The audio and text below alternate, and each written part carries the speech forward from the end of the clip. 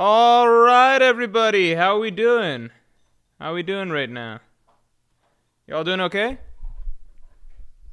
Yeah? Okay, we got 5 points. We got 5 points to add. Shoot, and I thought I was really tight with it today in terms of how I time things out, but I guess not. I guess not. Nobody's perfect. Nobody's perfect. All right. This is getting to look a little bit scary for me points-wise. I'm just going to say that. A little bit scary. Here we go. So let's take a quick look. Here's what we're working with at the moment in terms of points. Yeah, this is what we got. 126. We're going to bump it up to 131. Yeah. All right, it is. Let's just say it. It's starting to look a little bit rough. It is starting to look a little bit rough. We could get into some dangerous territory. We're already in dangerous territory, you might say. It was not 6, it was 5. It was exactly 7:05 at the time I started this. All right. Where are we at? Blue, welcome to the Pirate King tier. The podcast is up for Pirate King, so if you're interested in listening to that, it's an hour. This one was like over an hour and a half. This one was like an hour and 40 minutes almost. Hour and a half plus of me talking about everything. One Piece, life, NBA, other TV, other movies, other manga, my history. Random things that people ask in general that I can't answer in depth on streams. I answered in depth on that podcast, so please go check it out. And you get to submit your own questions every single month, and they will always be answered. Also, let's get the stream likes up to 50 real quick. Alex Sylvans, thanks a lot for joining the Yonko. We got a few new members just joining, so thank you, Blue, for joining Pirate King tier, and thank you, Alex Sylvans. You can watch out for the weekly podcast that drops. So if you're a Yonko member, for those of you who don't know, every Tuesday when a new video drops, along with it, a podcast also drops for Yonko tier members and up. So there's always an accompanying podcast that has extended thoughts, information, etc. that did not make it into the video. So once you finish the video, you can go watch the podcast. So if you're interested in that, then join the Yonko tier. Obi-Wan Kenobi, thanks for being a Yonko tier member for a month. Hey Morj, when Loki said he's going to destroy the world, do you think he was referring to the third world from the Harley? I think so. I think that was what he was getting at. I think he thinks that Nika is supposed to destroy the world every time, so I think he thinks that that's what's supposed to happen again. It's been emphasized that there's a lot of interpretation that goes into the Harley texts. So, yeah, basically just however Loki interpreted it is as in the context of Nika being a destroyer. That's what we've seen.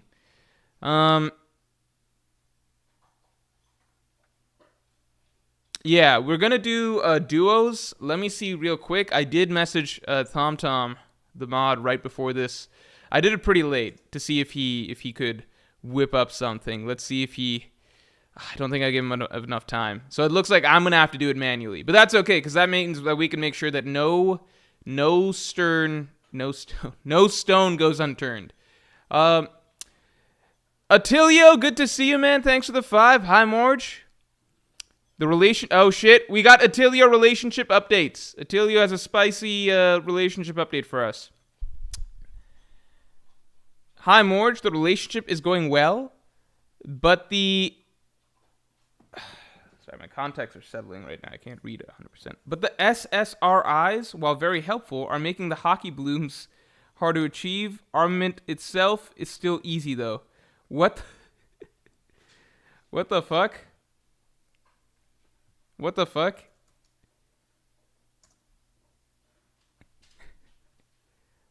I don't know what SSRI is. Selective serotonin reuptake inhibitor. Is this something is this something everybody knows about? Oh, I see. Okay. So it's an anxiety medication thing. It's a common anxiety medication. I see. Well, all right, keep taking it then. Whatever your doctor is telling you to do, just keep doing that.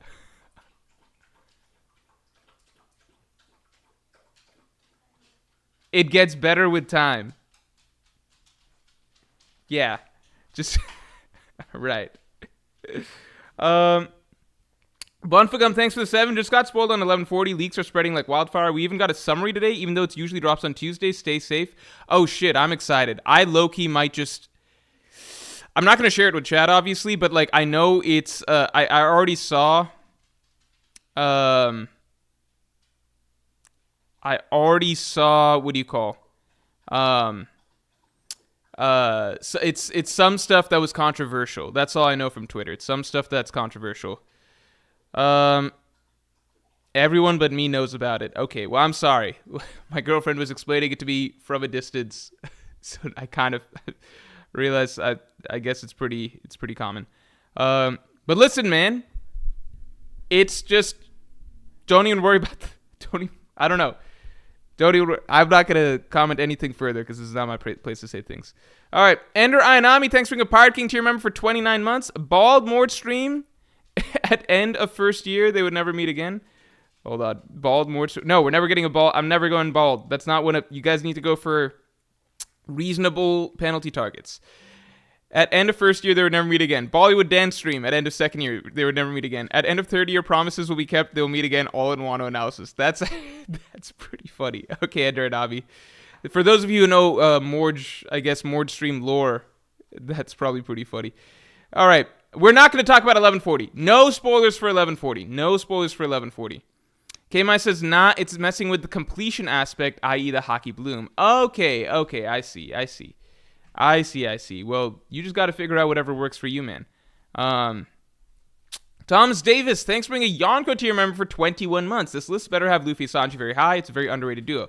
Luffy literally has never said to anyone else he needs them to be Pirate King. Yeah, but it's also kind of implied, right? It's kind of like fucking obvious Luffy needs Robin to become Pirate King, or Luffy needs Nami to become Pirate King, or Chopper, right? Also, let's get the stream likes up to 100 real quick.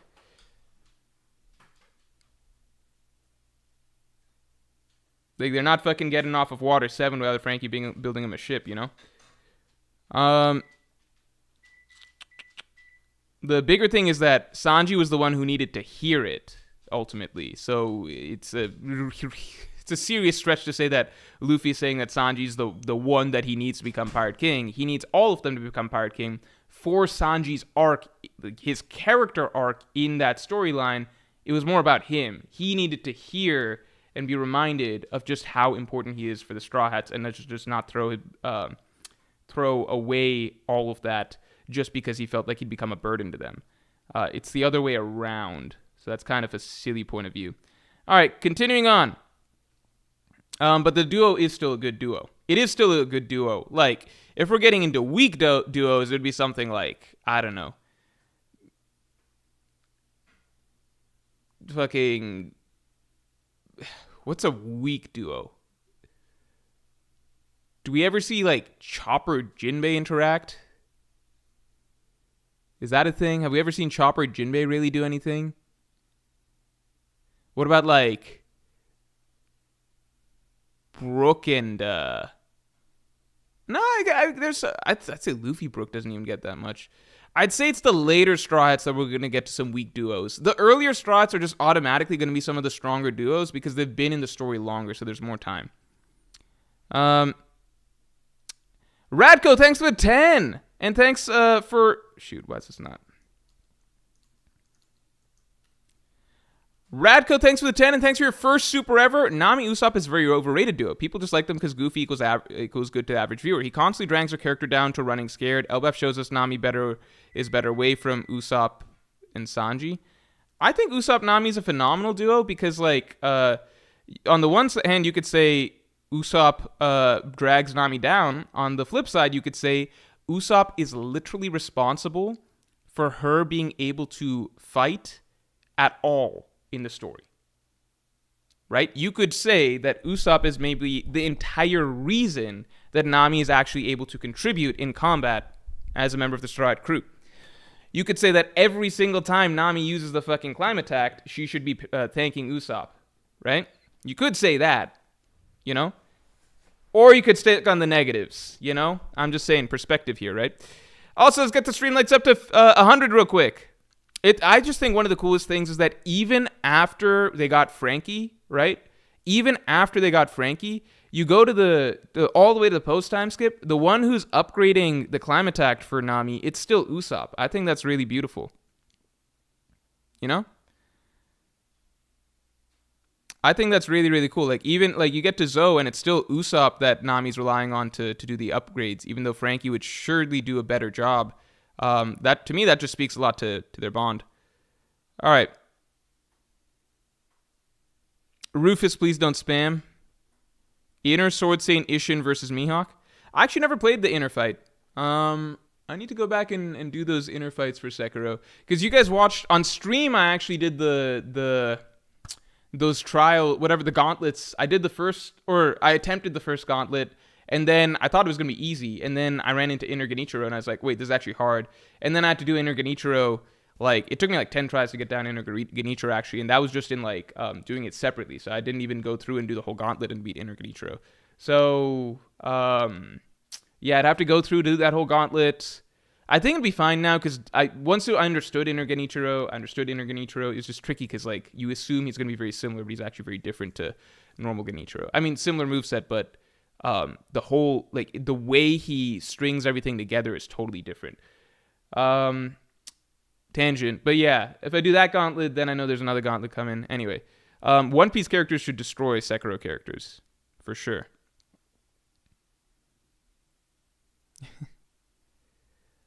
A great man named Liu says, nah, Usopp and Nami sucks. She can't depend on him during confrontation. She can depend on him behind the scenes, sure, but she can stand alone if it comes down to it. We're not talking about combat duos. Are you thinking, we're not talking about combat duos. We're just talking about great character dynamic duos. And Nami and Usopp is like one of the single best character dynamic duos in One Piece, by far. They're two of the most similar and most human characters amidst a crew of weirdos and monsters.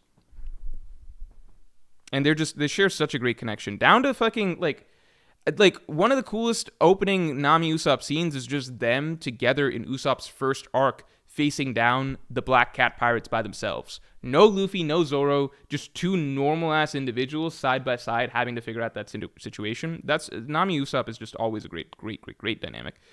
I can't think of a single time that it's actually not been enjoyable. Even the fact that Elbaf started with it, I think, to me, starts Elbaf off on a really good foot. Also, I'm supposed to try one thing real quick. Here, let's try this. We're going to try and see if we can do chat commands real quick. Luke DeFernando, thanks for the 2. Will Blackbeard and his crew jump Luffy? Who wins? Will Blackbeard and his crew jump Luffy? I think at some point they will try to jump Luffy. I think at some point they will try and jump Luffy. I do feel like the Strats might lose to the Blackbeard Pirates once before getting their shit together, but I feel like it would be a little bit dirty. Okay, so I'm going to try this. #ModStreamlabs. Or not hashtag, /ModStreamlabs. And then I'm going to try this, ! Let's try this. Please work. God fucking damn it. What the fuck? Okay, let me try doing it over here. Maybe I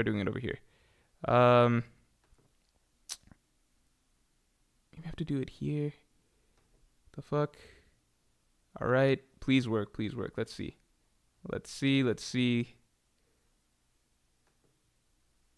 What the fuck? Let's try one more time.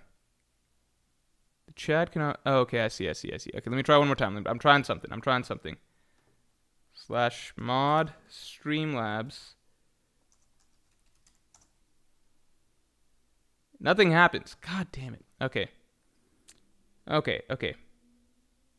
Thomas Davis, thanks for the 5. My point more was Luffy saying he needed him shows how much he knew Sanji's needs. With a declaration that big, it speaks to how much he cares. Yes, I agree. Luffy cares about all of the Strats, but I do think that there are more significant... I think Luffy, Sanji... I think that, personally, I feel like Luffy Zoro, Luffy Nami, Luffy Usopp, Luffy Sanji are ultimately the strongest of Luffy's dynamics in the crew. And then I think there's a solid gap. And then... there's just a lot less just story time panel space to work with in terms of how much we get for Luffy Chopper, Luffy Robin, Luffy Brook, Luffy Frankie, Luffy Jinbei. There's just less time that we've had to work with for those. Like Luffy Brook, I don't remember the last time Luffy and Brook had like a meaningful interaction, you know? So, yeah, I would agree in that context that Luffy Sanji could be underrated. Because I think everybody knows, obviously, Luffy Zoro, very highlighted dynamic in the story. Luffy Nami, obviously very highlighted dynamic in the story. Luffy Usopp, obviously huge dynamic in the story. I'd say out of the East Blue 5, Luffy Sanji is maybe the least emphasized regularly throughout the story, which is why Whole Cake was such a breath of fresh air, that we got to focus on that dynamic a bit more. And it's probably more underrated compared to the rest of the Luffy Strahd dynamics. Okay, there's a lag. It's working. What's it doing? Ender Nami says, seeing Streamlab commands in a Morj stream has me questioning whether I'm currently awake or dreaming, LMAO. It didn't do anything. What are you talking about? Oh, it is doing something. Oh my god. It's doing something. What's it doing? How'd I do that? Okay. I did /mod Streamlabs. Oh my god. How'd it do that? Okay, let's try that. Let's try it again. Does it do it? Maybe I need to do the mod Streamlabs thing again. Okay, let's try it again. Oh my god, it just does it. That's so cool. Oh my god. All right. Okay. Good shit. Also, everybody, let's on this note, here we go. Let's all make sure to go check out the what do you call? Here we go. Yeah, let's all make sure to go check out the posters, the beautiful posters that we have behind us. We've got Dressrosa, Drum Kingdom, Amazon Lily, and Kamabaka Kingdom. Fitting the month of love, Valentine's month. So if you like any of these posters, you can get them. If you want all 4 of them, you get 50% off the whole bundle. So you get 50% off all 4 posters. Yeah, they're right there for y'all. All right, so we got them. Holy shit. Okay, and now what we can also do is create some commands for late points. All right, I'm going to make a note for myself for that. Hold on. Let me just make a note. It worked. On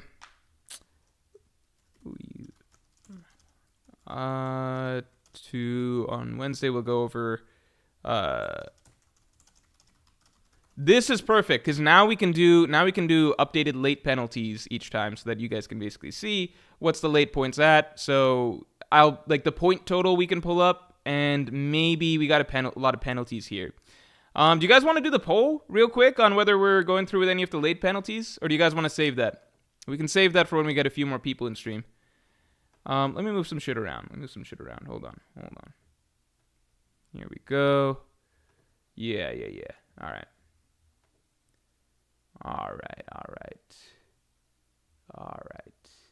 Yeah, okay. Also, let's get the stream likes up to 50 real quick. Or 100 real quick. 100. Okay. Here we go.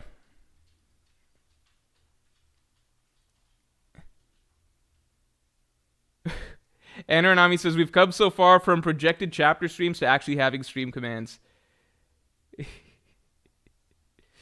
All right, everybody. Save it. Save it.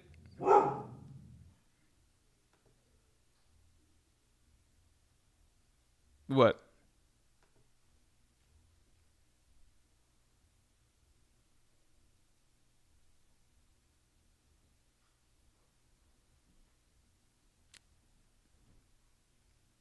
Save it? Oh, save the penalties? All right, this is just a quick review. Of what we're working with. Quick review of what we're working right now.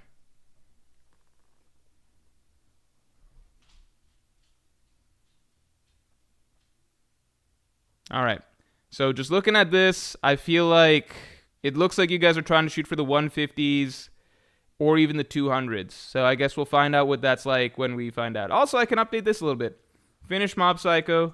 Good. Read Sakamoto Days. I'm still doing that. I'm enjoying Sakamoto Days. Okay. So we need to start working towards the duo list. So let me start making the little folder for that. Here we go. Let me make a new folder. For y'all. One Piece duos. I'm really curious about these spoilers, but I'm not gonna look right now. Is the chapter good? No, actually, don't even say anything. The chapter must be good if people are getting so excited. We're saving all of our points towards Bollywood Dance. Bollywood Dance is not on the thing. can we... Let's see. Yeah, I wonder if there's an easy way to do the duos thing. Hold on. I think we'll just start from the top. We'll do images wise. So if I'm doing, hold on. Here we go. So if I'm doing this, I'll screen share with you guys in a second once everything's sort of set up. And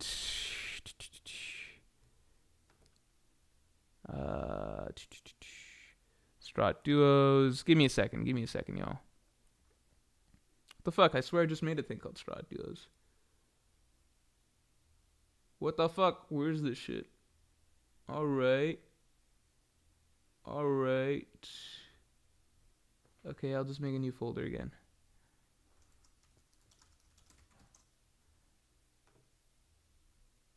Where the fuck is this shit going? Okay, whatever. Alright.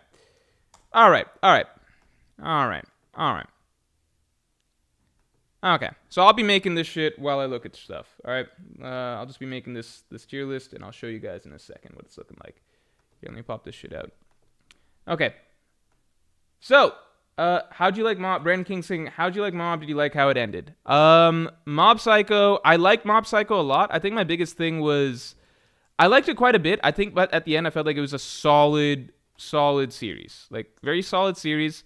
I think it's one of those series where it's always good when a series is just enjoyable even when nothing's happening. And I think that's one of the biggest things I can say about Mob is that, like, even if nothing is particularly happening in a given episode, like, it can be just episode, slice of life, episode of the week or whatever, it's still a solid, it can still be a solid episode just because the characters are enjoyable. This might get a little bit tricky doing image-wise across the board, because some characters are not going to have easy images that are, like, look at this. So if I'm trying to find Luffy Nami image, they're all either, this is funny, the top Luffy Nami image in existence is them with a fucking baby. That's the highest thing that shows up on Google.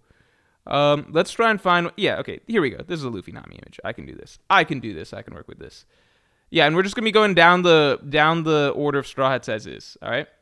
Let me make sure this kind of centered and shit. Yeah. All right.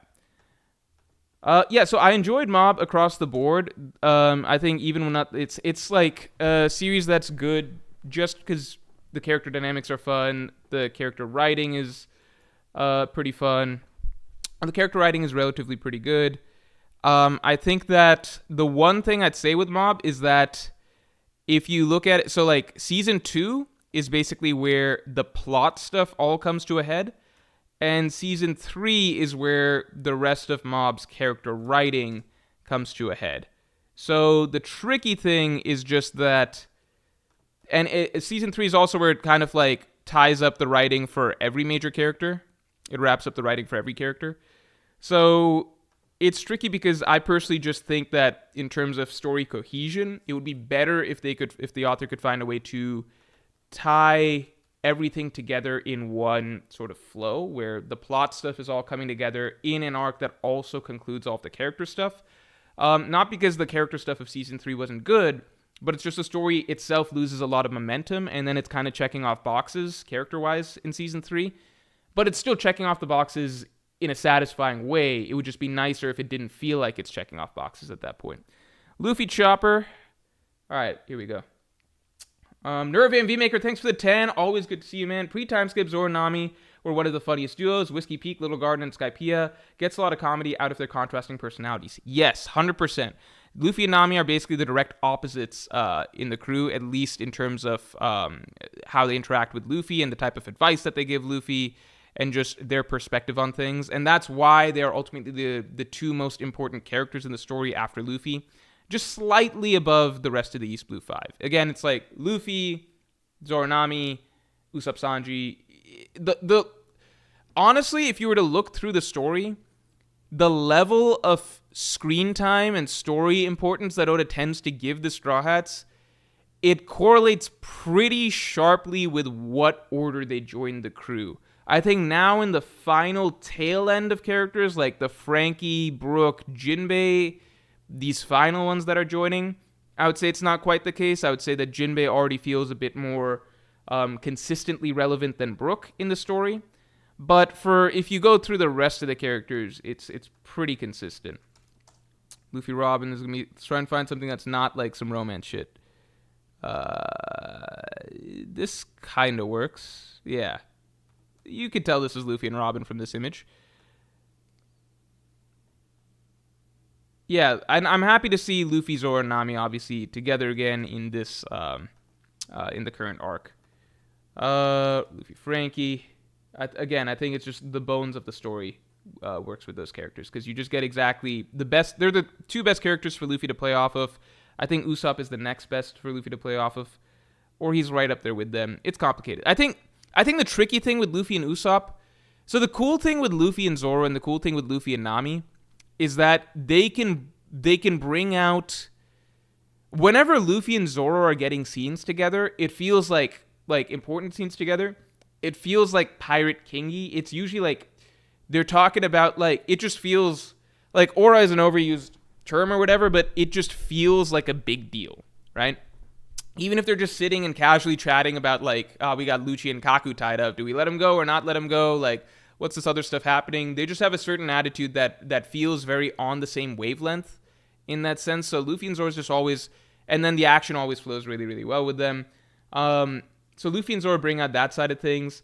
And then Luffy and Nami, when they're getting like actually dedicated story time, like in Whole Cake or something like that, or Skypiea, or anytime that there's actually like some extended interactions, then it's perfect because like Luffy and Nami butt heads very, very well in terms of like Luffy's natural instincts are often curbed by Nami's natural instincts, and so it's like a really good push-pull type of dynamic where sometimes Luffy's right and she's got to go along with what he's saying, but other times Luffy's charging in a direction that she needs to like redirect him. So that's always fun. Luffy and Usopp, it's a really, really fun dynamic, but generally they're on the same, like they're just not on the same wavelength like Luffy and Zoro are, because Luffy and Zoro are in the more serious or like badass way, I guess you could say. Luffy and Usopp are basically just like they're little kids playing. So anytime Luffy and Usopp are together, it's fun for comedy, gags, etc. It's like the little kid playing type of dynamic.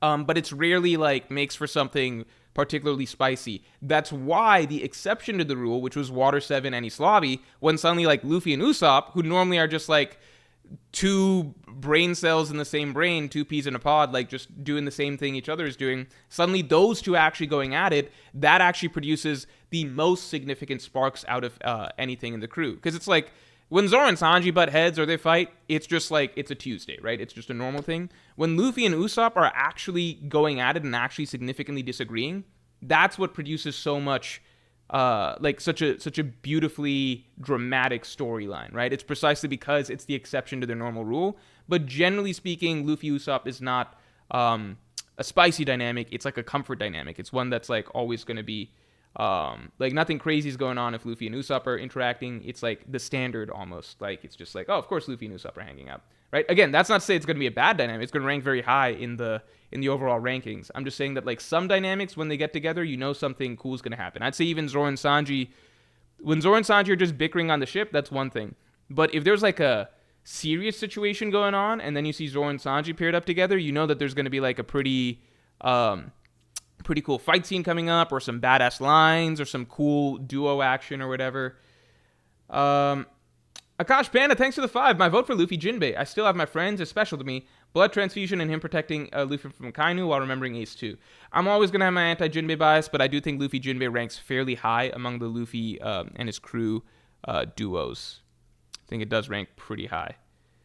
They just have, like, compared to a lot of the later crew members, Jinbei has gotten a lot of time with Luffy. He just has, for whatever reason. It just happened. I guess Marineford, yeah, being a big part of it.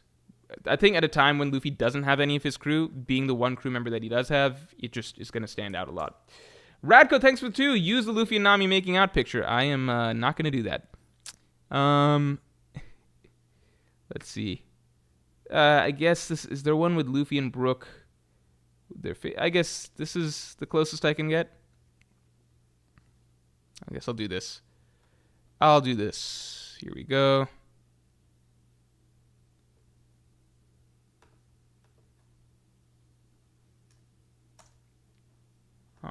Knight, Luffy Brook, and then, yeah, Luffy Jinbei, right? Luffy Jinbei. Do we have one that's like kind of side by side? Yeah, here we go. Here we go. That's a good one. That's a good one.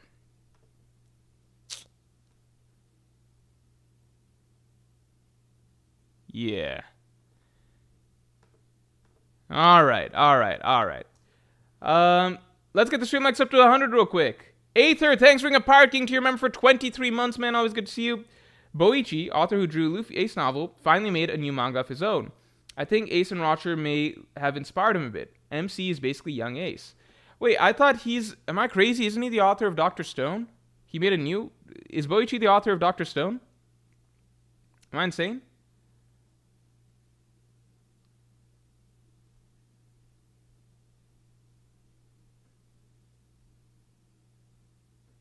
Kosh Panda, thanks for the 5. Make a table with character names along rows and columns. Fill in S, A, B, etc. in the table.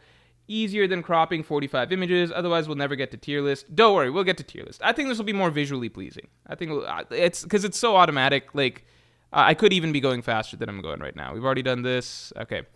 I could be going a lot faster. We've already covered Luffy Zoro, so now we're on to Zoro Nami. Summarization. Thanks for bringing Yonko to your member for 24 months. Vivi and Nami. I feel like Nami grew a lot as a person because of her, and it helped her move past Arlong in a way the other members couldn't. I'm going to leave Vivi out of this. It's just too difficult to... I do think Vivi... If I were to quickly rattle off the dynamics between Vivi, I think Luffy Vivi, phenomenal dynamic. They both helped each other grow. Vivi Nami is probably the next best dynamic in the crew. Then I think Vivi Usopp became a really good dynamic in between Drum Kingdom, those two being paired together. Vivi Zoro is an interesting little dynamic. Maybe Vivi... Yeah, I think that just the fact that Usopp and Vivi got basically all of Drum Kingdom together is pretty significant. Then Vivi Zoro was low-key a good dynamic, even though she was kind of the most... She always had him the most... They always had the most distance between them just because of Zoro's personality. He was the first one to interact with her. He did inspire her during Little Garden and everything like that. Sanji always loved Vivi just because he loved Vivi because she's a woman. Chopper Vivi was brief, so we didn't get that much from it. So I would say Luffy Vivi is an outstanding dynamic. I think Nami Vivi is an outstanding dynamic. Then I'd say Usopp Vivi was still a good dynamic. And then the rest were all solid with her, I'd say. Zoranami, yeah, I guess the one tricky thing might be just getting these characters' faces together. I think getting these characters with faces together might be tricky. So we need their faces right next to one another. Fuck it, I guess we'll do this. It's okay. Should be visible enough. Should be kind of visible enough. Alright. Zoranami. Zoro Usopp. I'm just going in order of joining. Alright. Hayo, thanks for the 5. Don't want to distract from the topic of stream, but thoughts on Genesis X2. I'm going to be honest, I just don't follow Melee that much anymore. Doesn't help. Zane wasn't in it, right? I just don't follow Melee enough anymore. I haven't played Melee in years now. Like, at least 2 years. At least since 2022. 2022 is probably the last time I played Melee. Wait, was there a better image for Zoro Usopp? Nah, we'll roll with this. This is good enough. Yeah, I think that I don't follow Melee that much. And when I did follow Melee, I always rooted against HBox. Everyone says he's a very different... Like, I've got no feelings about him as, like, a good or bad person or whatever, or, like his personality. It's just I'm never going to enjoy his play or root for him or anything like that. I guess it's cool that he won, but I'm never going to be happy when HBox wins. I'm a Cody Schwab fan. No lie. I'm actually a Cody Schwab fan, even though he doesn't have the biggest fan base. I'm a Cody fan. So kind of sucks that Cody didn't win. I used to be a few things happened. Like, I used to be a Mango fan, like a hardcore Mango fan. Not a hardcore Mango fan. Like, hardcore Mango fans actually, like, buy merch and, like, shit like that. But in terms of, like, just as a viewer, Mango would be the player that I would hope would win because I found his playstyle the most entertaining. I am no longer really a Mango fan. I will still always find his playstyle entertaining, but just not... I think there's enough... How do I say this? I think there's not really... I don't know. Like, I need players to root for that I really enjoy rooting for. I enjoy rooting for Cody. But I also need, like, general storylines also that I enjoy more.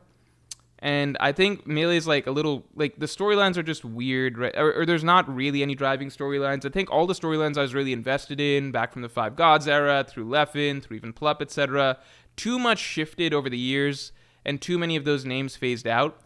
And now we're in kind of an era where, like, anyone can win in Melee.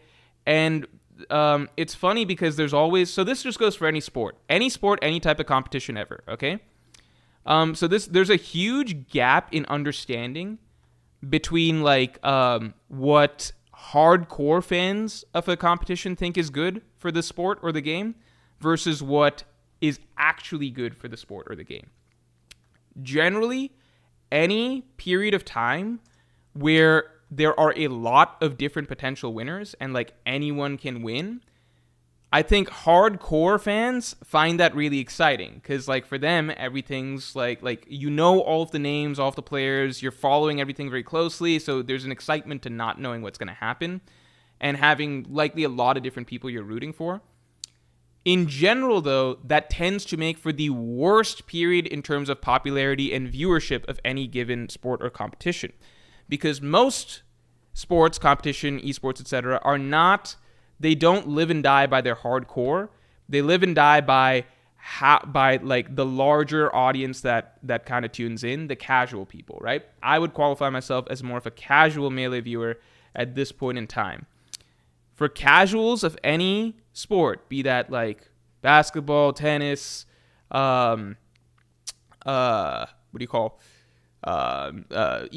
Melee, stuff like that, popularity is, like, for casuals, is driven by consistent narratives and storylines. So if there's a significant buildup of, like, oh my god, this one player's just dominating the scene, nobody can beat this guy or something like that, or there's only a handful of players and they're all vying for the top, it's like the big four and they don't lose to anybody else or something like that, right? Those are things that really drive popularity in general. When you've got a landscape where anyone can win and it's just like any tournament or any competition or whatever, it's like this person or this person or this person or this person, there's no level of consistency and no building sort of storyline. You need building storylines that progress and snowball and become bigger and bigger and bigger.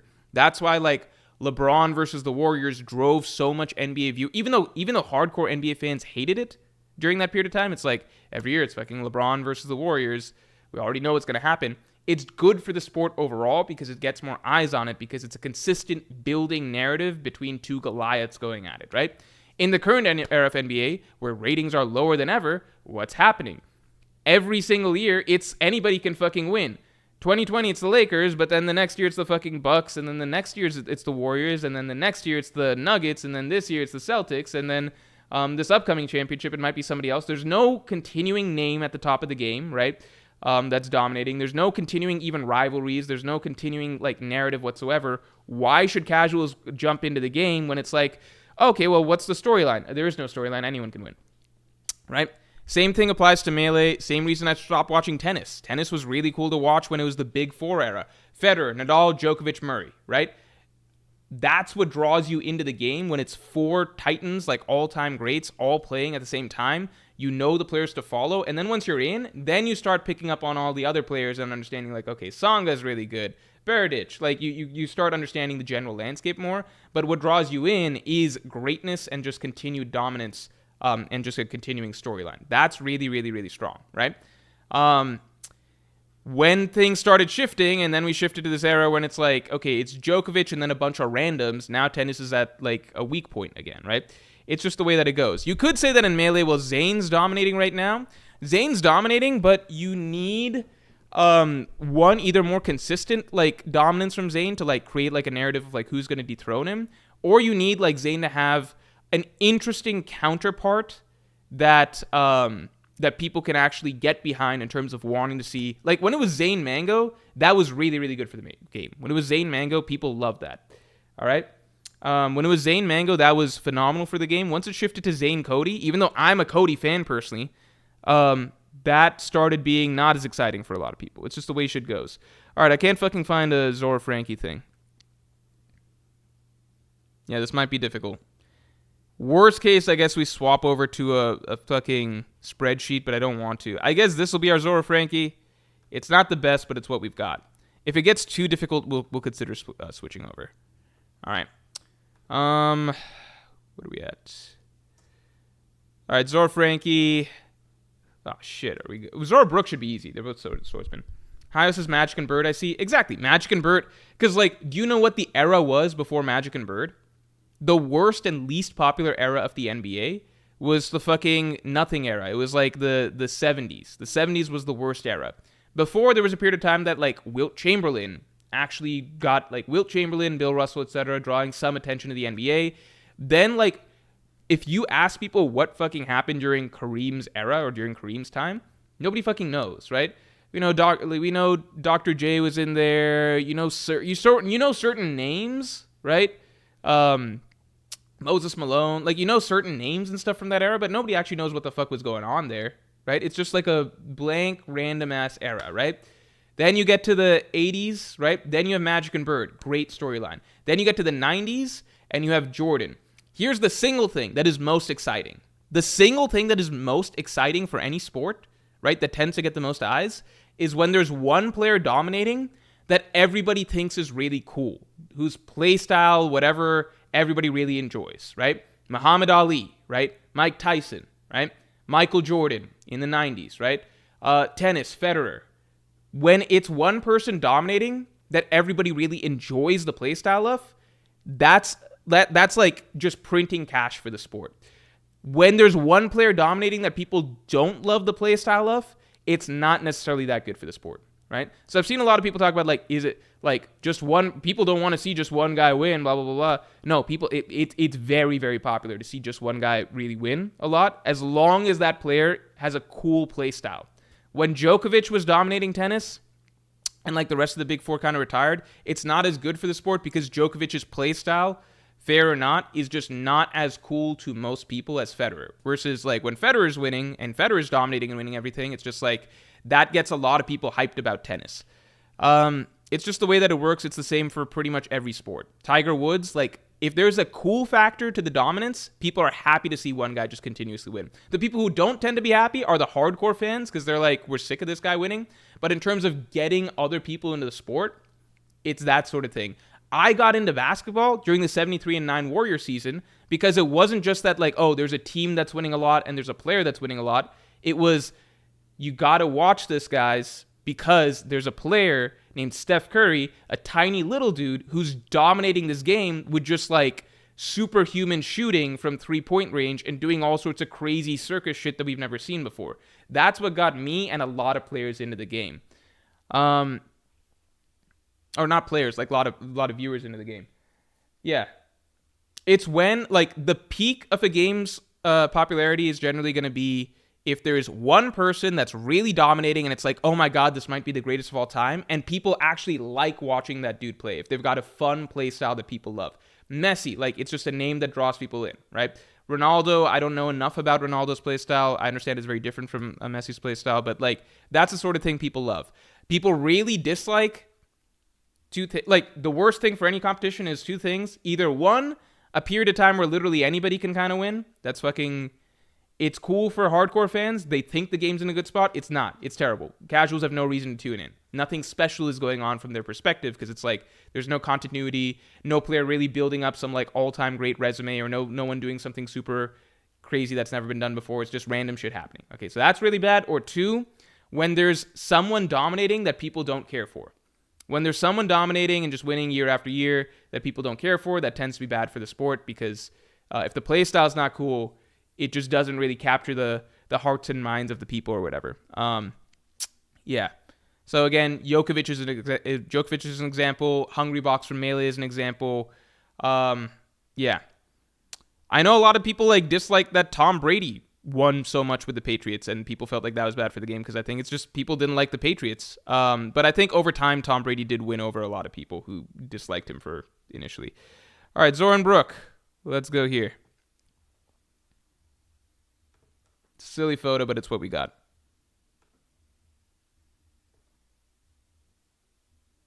My boy Wemby is coming. See, I worry because if Wemby's too good, it can go two ways. It can go one of two ways. The NBA would love if the next like all-time great player is like someone like Anthony Edwards or maybe a Luka Doncic, right? Somebody that like other people, like the average casual fan, can find cool. Wemby, he's playing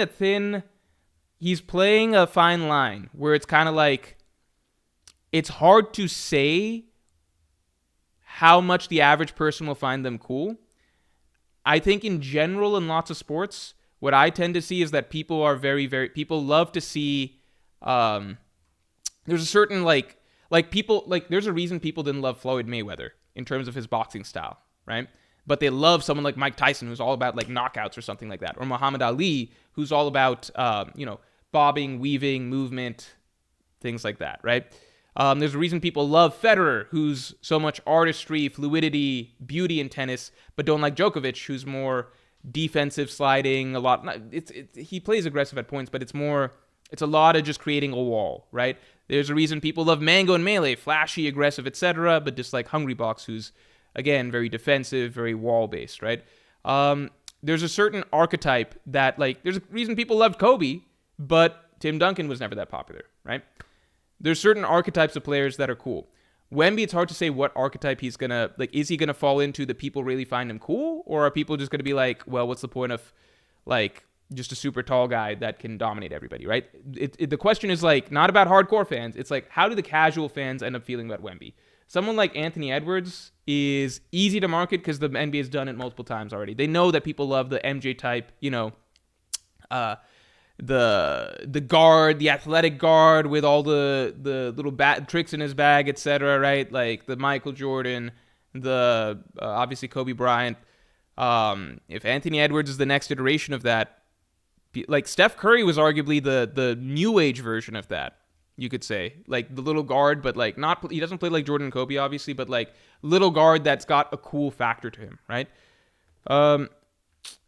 Anyway, I think a lot of people didn't like LeBron for a long time just because they viewed him as like just too athletic and too big, strong, and not like got a crazy bag like Kobe, not hitting like sexy turnaround mid-range jumpers all the time, etc. Even though now he can, but I think LeBron just had to win people over just through time. Defense is cool, yeah, but that's shit that like actual fans say. I'm trying to explain like what grows a sport's actual popularity, right? Like people who really respect boxing, for example, and understand boxing are going to say they're going to gas the shit out of Floyd Mayweather, right? For the average person, they might think Floyd's they might prefer like the way Mike Tyson boxes, you know? Not even might, it's just generally true. Like that's sexier for the average person. And the same applies for most sports. Most sports, most any form of competition. It's just the way the world works. All right, we're getting through this shit. Sanji Nami. Oh, wait, no, it's Nami. Sorry, I'm mixing up. Nami Usopp. Nami's the next character up. Also, let's get the stream likes up to 100 real quick. Nami Usopp. This is a good one. Nami Usopp, then we got what? Nami Sanji. Yeah.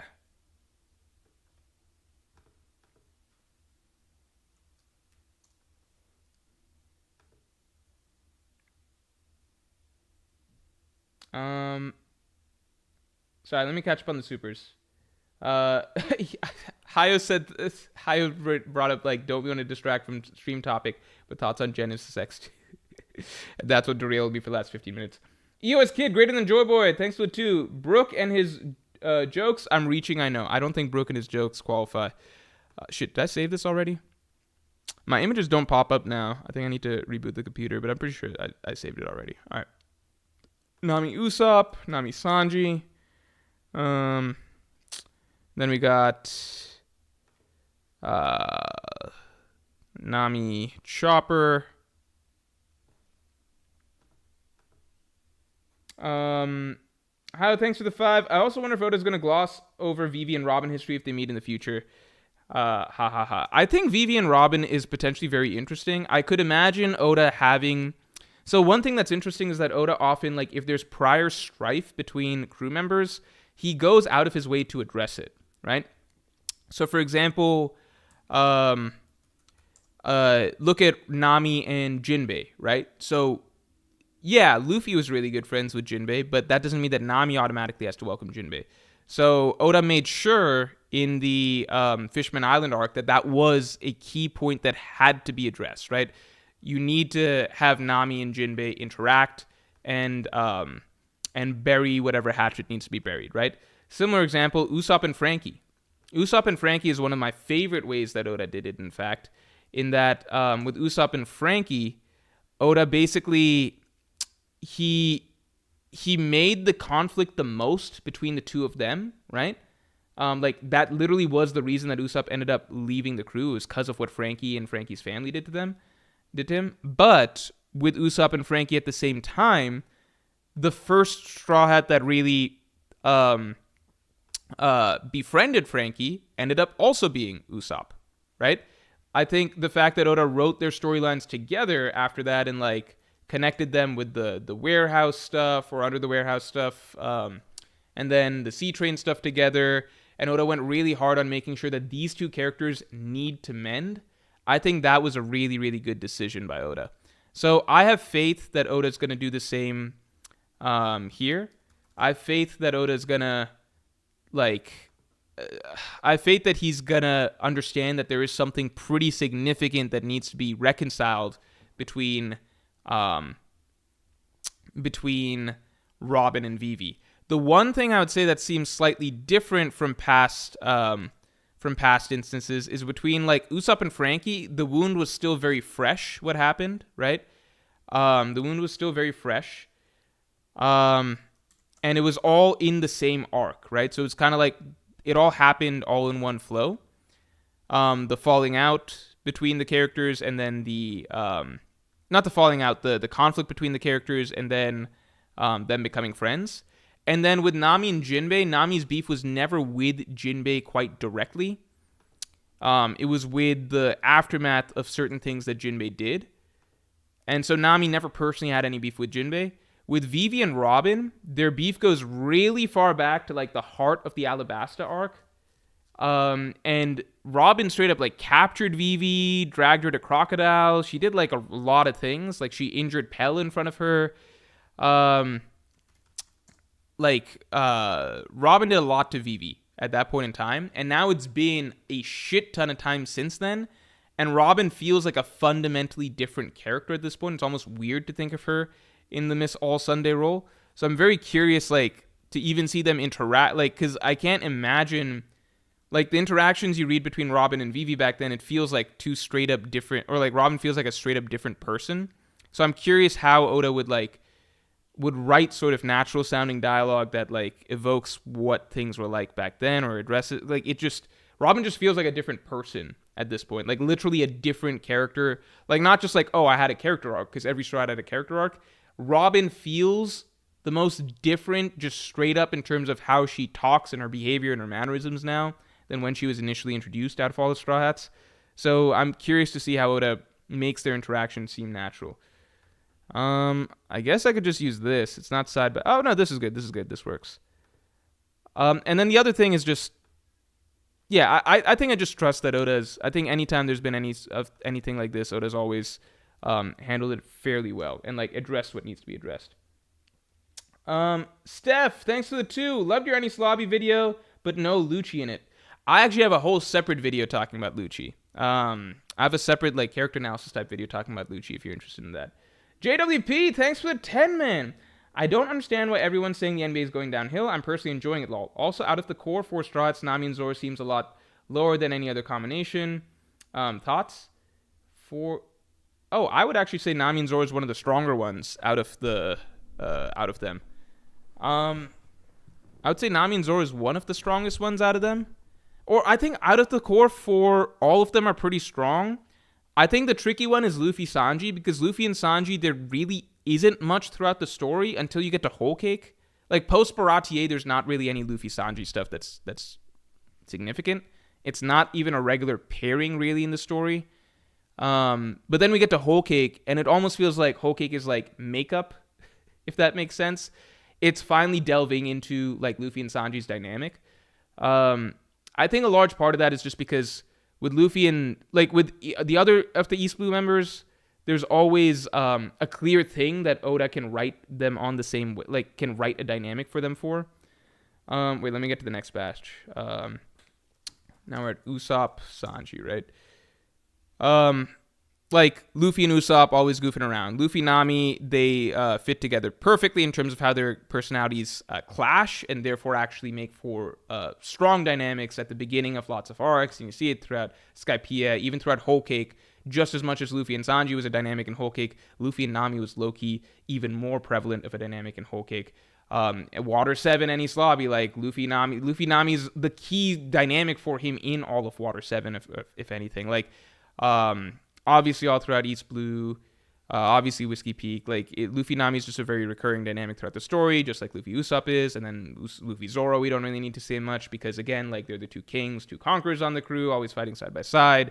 So Luffy and Sanji, there's not like a clear thing, because the clearest thing that Luffy and Sanji like connected with at the beginning was their shared dream, like all blue One Piece, and that was what was so beautiful about their connection in back in Baratier. But then after that, over the course of the story, there's no particular aspect of Luffy and Sanji's personalities that like naturally lend themselves to fun dynamics recurringly throughout the story. So I think that's one that's less frequent. Something like Zoro and Nami on the flip side, that often makes for like a really fun dynamic, again, because they clash so much, and they're often opposite ends of the spectrum in terms of what they're saying into Luffy's ear. So Zoro and Nami is like a phenomenal dynamic that you see so frequently throughout the story, and they've got a lot of really good and meaningful interactions throughout the story. Even going back to East Blue, I'd say it became a little bit less frequent. It definitely became less frequent post-time skip, but, you know, now we're starting Elbaf, and now we're focusing on that stuff again, so shoot, this might be a double. Did I already save this? I don't know if I saved this already. Usopp Sanji, Usopp Chopper. Jade, and why people are saying the NBA fell off. It didn't fall off. The simple reality of the NBA is that it didn't. Okay, so it's more so all that happened with the NBA is this. The only thing that happened with the NBA is just the most popular, like, again, people are trying to search for reasons when the simplest reason is just that we don't have a clear face of the NBA anymore and a clear defining narrative in the NBA. Okay? This is all that happens when, like, it's just a natural hangover from a sustained era of storylines and everything like that, and faces leaving. Okay? So, for example, did you guys know that, like, post-Jordan, NBA popularity absolutely fucking plummeted? This was, like, a very, very noted thing. NBA popularity was, like, the NBA was fucking desperate for its next face. That's why they were, like, latching on. So, like, the conversation of who's the next Jordan became, like, a dominating discussion, right? And there were lots of different options that were, like, pushed, etc. Kobe kind of became, like, the heir in that sense. But the NBA really latched on to LeBron as the chosen one to really hope that, like, he could be that face as well. So it just happens, right? Because, like, this face has carried the popularity for the casual fan for so long, and now that's basically gone, right? Then you get to the 2000s, and, like, okay, Kobe, Shaq, that Laker dynasty, that immediately provides something like a Band-Aid that's interesting and exciting, that keeps things going. Kobe maintains popularity on, like, throughout the 2000s, but the 2000s were like a post-Jordan era. And then you get to the 2010s, and now you've got LeBron super team, and really LeBron and the KD Warriors. The LeBron and the Warriors, really, that became the new sort of thing. So, like, you got the surge of popularity from LeBron, and then the Steph Curry rise, which brought in a huge new influx of fans, and then LeBron versus Steph Curry becoming the narrative that defined basically the next 4 or 5 years of basketball. That became really a big thing, and it helped that LeBron and Curry kept winning even after they stopped playing each other. Like, 2019, the Warriors didn't play LeBron, but they're still in the finals. And then 2020, LeBron's winning it. And then 2022, just a couple years later, Steph and the Warriors are winning it. But now we're kind of done with all that. LeBron could still win with the Lakers, but it's just a natural fall off once the players and the storylines that people really grew up on or really became attached to, those things essentially are falling off. It's hard to make yourself just love something new as much as what you spent years slowly building an attachment to. It's hard, right? It's just naturally there's going to be a viewership decline. And because there's a viewership decline happening, that also causes people to go into all these other rabbit holes of instead of just looking at the obvious thing of why it's declining, they're going into all sorts of things of maybe it's because of too many 3-pointers, maybe it's because of this, maybe it's because of that. It's not because of too many 3-pointers. You could be shooting if this was the Warriors fucking charging towards another championship this year, shooting that many threes or whatever, people wouldn't give a shit. If LeBron and the Lakers were about to win another championship this year, and let's say hypothetically it was on a team constructed of LeBron and a bunch of shooters, it would still be fucking dynamite ratings. It's not the fucking 3-point explosion or anything like that. The 3-point explosion has been happening for a while, right? It's just the problem is very clear and central, which is viewership is driven by storylines and attachment to names. That's what viewership for the mass casual base is driven by, okay? When you don't have that, you're going to have a drop in viewership. It's just the way it's going to be. People are fucking losing their minds trying to dissect and find things that don't exist as the problem when the problem is very clear and obvious. I think it's more so the fact that the biggest problem being that the big faces of the league, the stars, the superstars, the whole era and dynasties and storylines that drove the NBA for the last decade are disappearing. They can't magically fix that. There's no way to, unless you fucking rig the whole system, you can't engineer a new dynasty to take over. So the NBA is forced to try and point fingers at okay, what are other things that we can fix? What are other things that we can fix, right? Because you can't magically fix the actual true core issue. So now you're pointing at things that aren't really the issue, but you're trying to you're just trying to get some control, right? And the irony is that the more that you try and point out other things that aren't really the problem and call them problems, you are now driving away fans further from the NBA because you're basically claiming the product's bad right now. We have to fix the product. You don't have to fix the product. The product is just lacking a nice shiny face at the center of it at the moment. That's just the way it works. Anyway, it's the same reason I'm not watching basketball as much right now. It's because, I didn't for the last couple of years. It's because reality is the teams I really cared about, LeBron's teams, Steph's teams, they haven't been good the last 2 years, right? I like Jokic and the Nuggets, but, I kind of rooted for them last year's playoffs, and then I switched over to the Mavs after they fell out of last year's playoffs. But I don't have that same long time built over year attachment to them just yet, right?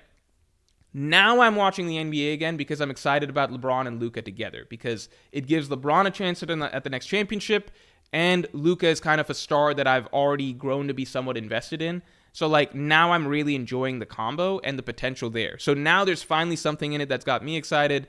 Steph and the Warriors potentially having a shot as well has me excited. All right, we're getting to it. All right, Usopp and Robin. Do we not have some colored panel for this shit? It might be Sogeking and Robin, though we would have a colored panel. This is the best we got for Usopp Robin. All right, continuing on. Yeah, let's get Streamlux to 150 real quick. Jade FW, thanks for being a Part King tier member for 27 months. Yo, Morj, just want to say thanks for the latest Part King podcast. My name is different when I comment there. Interesting. I imagine that's the case for a lot of people, which is why I don't see the same, some people are names that I don't recognize in Patreon who are, I imagine, regulars in streams. But I asked about the sayings you live by, and that willpower thing has been helpful. Oh, that's interesting. Okay, so for those of you who want to know, in the Part King podcast, the question that JDFW asked, because it's one that, everybody submits questions, right, if you're in the Part King podcast. Missed Usopp Frankie. The question that he asked is what are important sayings to live by, right? Or what are important sayings that you live by? What's a saying that really, really sticks out to you? So that was directed to me, right? I think the most important saying that I ever learned that helped me change a lot of my ways, and you guys got to understand, because I know the responses to this, what they're going to be or whatever, but you guys got to understand, just because you learn a saying doesn't mean you're magically going to, apply it all the time, right? But it's something that is important to me that I've fallen back on when I need to push myself more, okay? The saying is basically just, it's what I learned some time ago. It's like, what is willpower? Willpower in life is literally just sacrificing the thing that you want to do right now for the thing that you care about more in the long term. That's all that willpower is. When I realized that, it was like a thing went off in my head. And it's just like, obviously that doesn't mean that you're going to be perfect every time, but that is usually the biggest thing that stops us from achieving certain things, right? You're supposed to be doing this or that, or you could be driving towards a goal that you care about, right? But you could also just sit down and play a video game, or sit down and watch a movie or a TV show or something like that, right? You could just scroll on Reddit or Twitter or something like that, right? You could go to a party, or you could hang out with friends, or you could do something like that, right? There's always something else you could be doing than the difficult thing that will get you towards where you want to go, right? Because it's easier to do the thing that makes you happy in the moment. Willpower is literally just snuffing that out for the moment and saying, even though this thing, this reprieve that I want to do at the moment will make me happier in this moment, it will not make me happier in the long run. And eventually I will get to a point, X number of years down the line, where I didn't achieve what I wanted to achieve, precisely because all those small instances when I had a choice to either drive towards the long-term goal or do what made me happy in the instant, I picked what makes me happy in the instant, right? Now, again, it's not magic. Just because you realize that, right? It's not even a mind-blowing thing, but it's just a fun, small thing to think about, right? And it did personally, like I learned that in my early 20s or something, and it did personally change the way I approached a lot of things. I could still be more productive than I am. For example, I could have the WANA analysis done if I truly lived by that every single second. But no one can live by that every single second. And you still should strive to have. One of the things I learned more in the last 2 years is the reverse of that, which is take time to appreciate what you have in life and enjoy what you have in life. And don't just kill yourself trying to drive towards X, Y, and Z that is supposedly important. So the balance ultimately matters, right? But I think there are many, many, many, many, many more people who are suffering from the not doing enough side of things than people who are doing too much. So I think that for the typical person, the philosophy of like trying to sacrifice momentary, temporary happiness to put in a little bit of effort towards what actually matters more to you, I think that is something that the majority of people need to hear. There is a minority of people that does need to hear, like, hey, you also need to take time to just enjoy life as well. But I think most people just, I think for most people that willpower saying is a pretty important one, I feel. Rayuchia, thanks for the 5. Never thought I would learn so much about the NBA from a One Piece YouTuber. Oh, well, I'm not even a hardcore NBA fan. So, for example, I have not watched that much this year. So don't take my word as law when it comes to, at least when it comes to like X's and O's analysis. But at least in terms of broad trends, like I can just look at the NBA as a general product and tell you why they're being fucking stupid about shit. And the other thing is, there's fucking streaming numbers are going to be down because they're fucking down because of illegal streams becoming popular, not because the NBA itself has an issue. I would fucking pay good money. I would pay a lot of money every year to watch the NBA if it was just all on one channel. Even if it was just on 2 channels, I'd pay a lot of money. I would. Watch the All-Star game this weekend, not illegally, but on Max, because it's on a thing that I can actually pay for. But to just watch the NBA, you have to jump through so many hoops. I will say I think that's one thing that the NBA does need to fix. That's one thing that the NBA needs to fix, and this is just from straight like a business consumer perspective, okay? The reason the NBA has so many games split up over so many channels is because it just works with contracts, right? So it's like this channel this channel wants X number of NBA games, this channel wants X number of NBA games, this channel wants X number of NBA games. The thing that gets the NBA the most money in the short term is just maximizing the money that it can get from giving places contracts with its games, right? You just get the most money up front, right? The problem is that these contracts are for set amounts of time. If during that time the NBA becomes less popular because it's so difficult for the average fan to find games consistently, and so the value of what the NBA represents goes down, then when it's time to renegotiate contracts in 10 years, whatever many years, at that point, the NBA will be able to negotiate for much less money because over that period of time, the product's value has gone down because you got so greedy up front trying to just squeeze every penny instead of thinking of what's actually good for the consumer, right? It's kind of like there was straight up, here's an example. Speaking from my channel, right?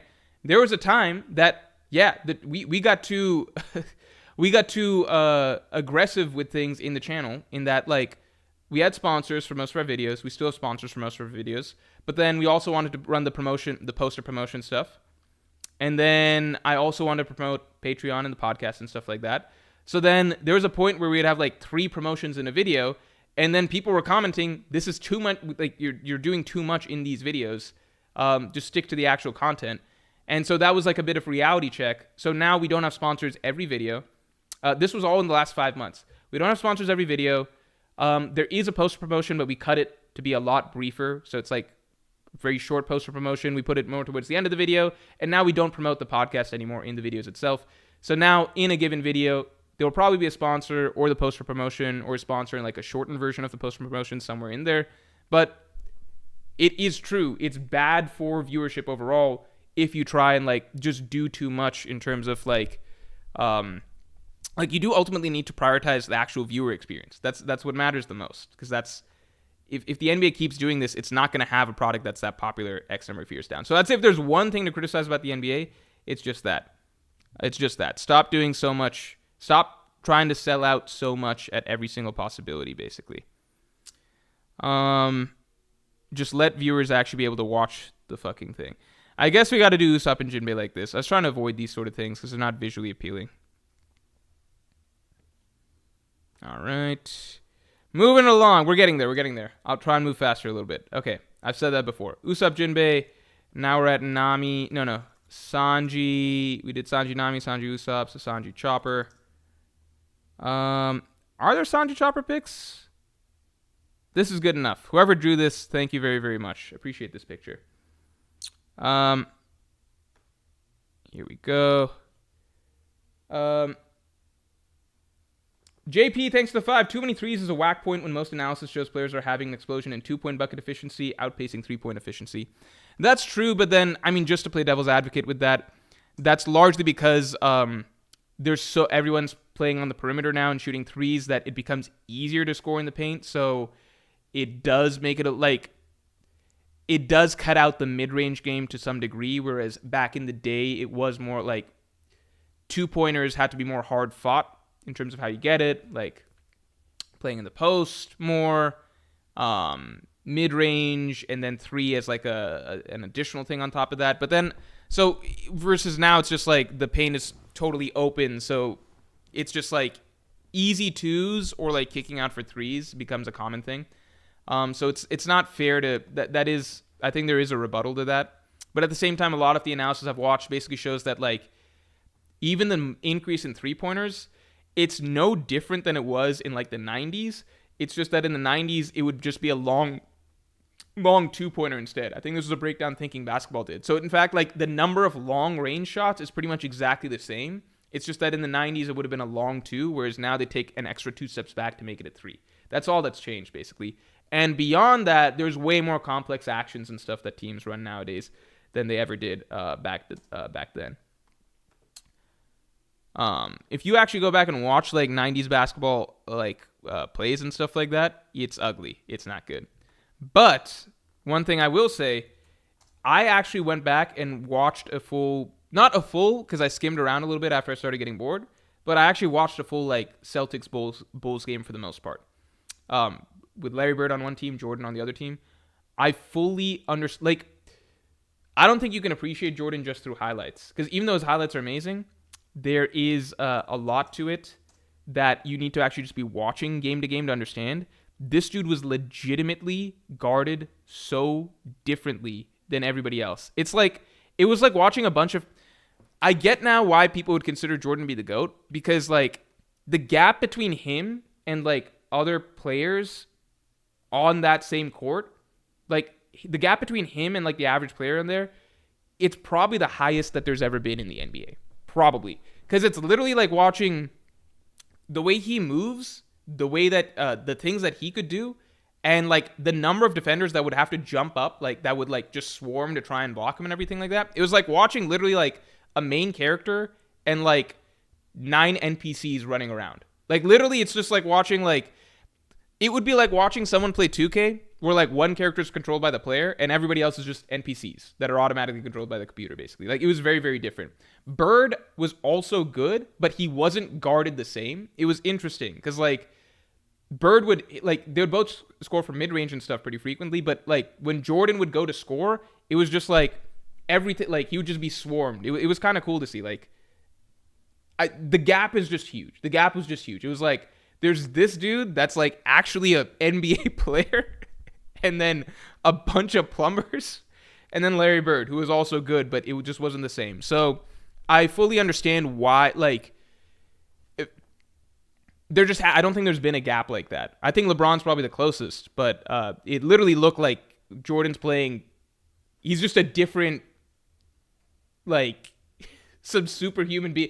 It looked like the rest of them were just like bums, basically. Like, again, the NPC comparison is the closest I could give. It literally looked like there's one dude that's actually like a fucking like controlled by a human player, and everybody else is like an NPC. Sanji Frankie, and this wasn't a playoff game. I didn't watch a playoff game either. This wasn't like a. I wanted to watch a game where like both Jordan and Bird scored a lot, so this wasn't like that famous series. Sanji Frankie. What do we got? Sanji Brook. Did I already do Sanji Frankie? I forget if I did it. I think I did it. Sanji Brook. Here we go. Ooh, thanks for the 5. On March 9th for South by Southwest, they'll premiere the movie The Age of Disclosure. That's supposed to be huge boost for the effort. Let's go watch it, bro. I don't know about that. I don't know about that, Ben. Okay, here we go. EOS Kid, greater than Joyboy, thanks for the 5. Sanji and Jinbei Morj, thoughts on this duo? Also, the NBA streaming service sounds very similar to the UFC one. $80 for each pay-per-view. But the thing is, like, the NBA, like, UFC, it's like, the fights come around rarely, right? Whereas NBA, it's like, there's games every day. I just want to be able to watch whatever I want to watch, you know what I mean? It's kind of fucked up that I can't. As for Sanji Jinbei, Sanji Jinbei, I don't know that much about their character dynamic, I would say. Like, there's nothing that stands out to me other than kind of salty that Jinbei took Sanji's shtick of being the so fast on the sea and everything like that. You know? They tend to... I don't know. I don't know that much about Sanji Jinbei. They got over Sanji got over his initial gripes with Jinbei. I can't remember that much between the two in terms of their dynamic. Because there's nothing that really causes them to have friction with one another, you know? And there's nothing that really...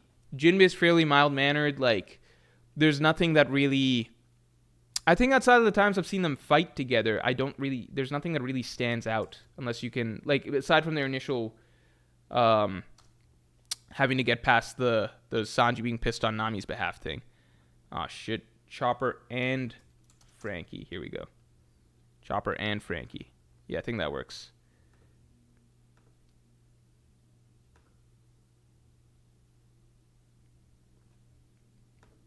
All right. We're almost there. We're almost there, everybody. We're almost there. Chopper and Brooke.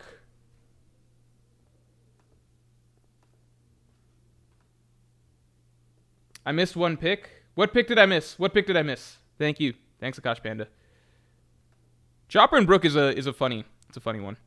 Because Chopper's the youngest member of the crew and Brooke's the oldest member of the crew, but they have about the same level of maturity, which is pretty funny to me. It's a low-key funny one. Do you guys remember this scene? This was a good scene where it's just like, what do we do? And Brooke's like, let's just relax. Chopper and Jinbei. Yeah, Jinbei is going to be tricky because he just hasn't had the time, I think, in terms of a lot of these dynamics. I think Jinbei Robin is a solid one. Jinbei Luffy, obviously. I'd say Jinbei Nami became good. Sanji and Frankie. Not sure which one. Aw, shit. All right, we'll upload them all and see. All right, we're getting to the end. Robin and Robin and Chopper? No, Robin and Jinbei. No, Robin and Frankie. Robin and Frankie. Robin and Frankie.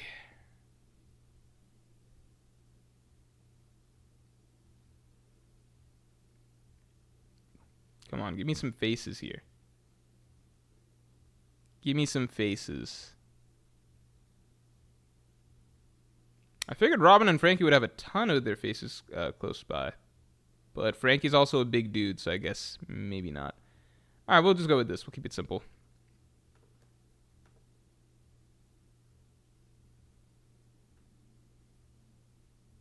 Robin and Frankie. Someone with Sanji. Okay, thanks. We'll figure it out. I'll just upload them all, and then we'll see what's what. Gotta make this more square. Here we go. JWP, thanks for the 5. Have Jinbei and Frankie ever even talked to each other yet, lol? Can someone tell me if Jinbei and Frankie have talked? That is a good question. If so, when did they talk, and what did they talk about? Robin. Speaking of NBA, this is Robin and Brooke Lopez. Robin Brooke One Piece. That's funny. What a coincidence.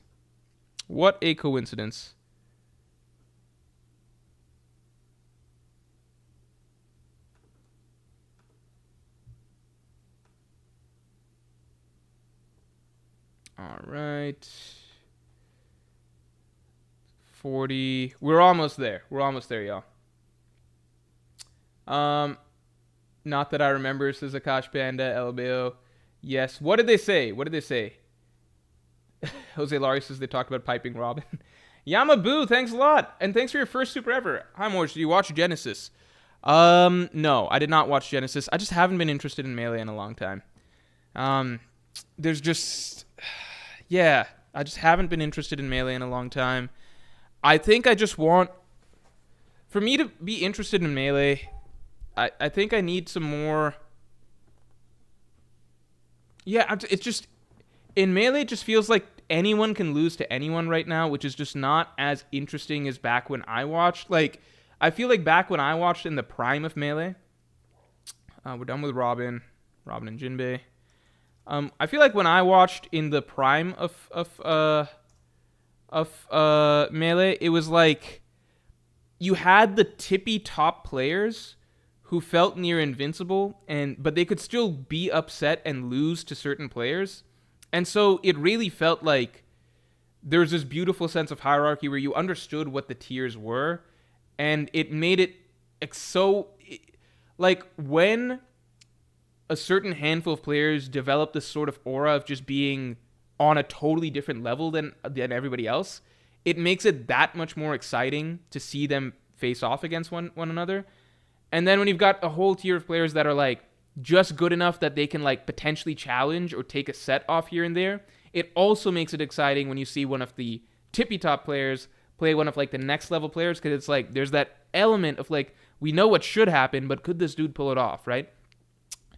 Now it's just like anyone can lose to anyone at any point, and you understand there's still like it's no longer like there's tiers of players, it's just like a general gradient. Like, there's almost no point that you can even call a hard cutoff. Maybe Zayn's a whole different level than above everybody. Maybe Zayn and Cody, but I don't feel like that's the case. Maybe it's just like there's no real... It's just people. Like, it's just a sea of players that are all really, really, really good. It was ironically better when it's more entertaining when it's just like a really select handful and then like another tier below that could break into that handful potentially. And you just feel like you're watching that narrative slowly play out. And, like, the breakouts were slow. Like, Leffen finally ascended from this tier below to that top tier. That was cool. Then you give it a couple more years of, like, Plup knocking on that door, and Plup finally breaks in. Like, it's cool to see, like, okay, who's going to be the next one? Who's finally going to do it? There's just something about that. All right, we'll roll with this for Robin and Jinbei. Maybe this is better? Nah, I guess I think this one's better. Something about that era. and just the personalities were more interesting. Not interesting in like, it's not that, like, Zane's a fun person to like, he's a fun, really likable personality, but like, I feel like back then you had almost like archetypes in the melee scene. Now we're at Frankie and Brooke, right? Frankie and Brooke. Yeah, you almost had like archetypes. Like Mango was this crazy guy, not crazy guy, but he was this wild party animal, like gambler dude, whatever, drunk, alcoholic, the funny guy, right? Yada yada yada, flashy playstyle, right? Mewtwo King, stereotypical to say, but like this robot, this like super like stereotypical gamer nerd, like savant type, whatever you wanted to paint the picture of. Armada is just this Terminator figure. H-Box is this like ball of cringe and like wacky pop-offs and all that shit. And then Leffen, this egotistical villain type. Like you could like at the end of the day, they're all humans, and this is exaggerations of their personality types, but you could slap these labels onto them, right? Nowadays it's just like there's not as much. Right? I don't feel like I know the personalities as well, or like I don't even think there's big personalities. Like J-Mook's just a dude. Zane's just a cool dude. Cody's kind of a big personality in some ways, but like he doesn't want to play into the villain archetype, which a lot of people want to cast him into. Like he's actually genuinely like a really nice guy, is my understanding, and he tries to be a nice guy. He just has some abrasive tendencies with like twat chat and viewers and stuff like that. Put those two words together. Yeah, and like he doesn't fall into like that like Mewtwo King robot role either. He's just like his own person. Like there's not personalities that are like big that you can latch onto as well as much. There's not storylines as much. There's not a lot that drives me to it. And I think the biggest thing is if I was still playing Melee more, then I'd be more interested, but I'm not even playing Melee much nowadays, or not at all. I haven't played in over 2 years. All right, Frankie and Jinbei. This is the best I got. The one time they might have hypothetically talked. We're getting there, y'all. 43.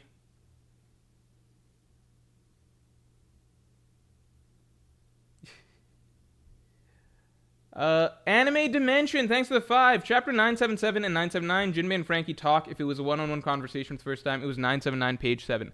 Let's all go check out what they had to say to each other. What did they have to say? What was this big conversation that Oda had planned for them?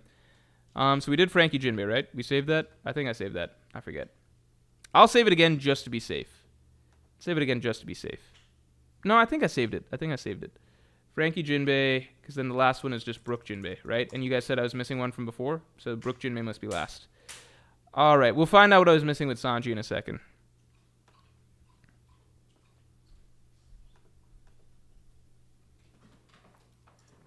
Thank you for... Oh, what? What the... Okay, never mind. All right.